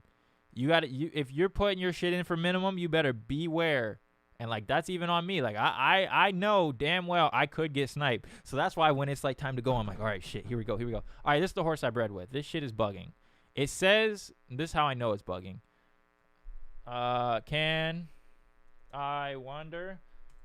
In the barn, I'd wait for you to get. If I saw, I'd wait for you to get yours. LOL. Man, you better take one. You better take one real quick. I'll get the last two. Don't wait on me. But see, I don't tell anybody though. I'm low key. I won't say shit. I'll do it at like 3 o'clock in the morning. And try and get that in. So here we go. The breeding log. If we go look at his breeding log, it says 49 covers sold. This is how I know he's sold out, and he probably just stuck in here. Because it says 51, right? So the last two just haven't popped up. I think Satoshi Stables got one. I think I sniped him for one last night. So yeah, man. I mean, I'm out here trying to snipe people's shit. You guys better be out here trying to snipe people's shit if you can too. It's a part of the game. But with that said, thank you guys so much for tuning in. I had a great time today. Thank you for sending me your horse reviews. Thank you for commenting in chat. I'm gonna figure out a way to get chat on screen. Hopefully we can get this janky-ass camera to work tomorrow and I can get the right one rolling. But with that said, I had a great fucking time with you guys today. We're back tomorrow on a solo stream. And then we got Dallas Diamonds on Wednesday. Another solo stream on Thursday. And then motherfucking Bonnie Parker on Friday. So, yep. Thank you guys for tuning in. Thank you for sending me your horse reviews. Thank you for typing in chat, subscribing, liking, all that good stuff. Painted Ponies, Acapulco, Avon, Juicy J, Sniper, Andy Mack was in here, AC Wolf, Mundo, all you guys, Prim, anybody that's tuning in, Dallas Diamonds, Bot Lady in the background. Shout out you guys. Yeah, Bonnie Parker can get this smoke. He don't want no smoke. I'd be cooking. I'm just kidding. He cooks me. All right. Anyways, thank you guys, man. I had a great time. I'll see you guys tomorrow. Peace.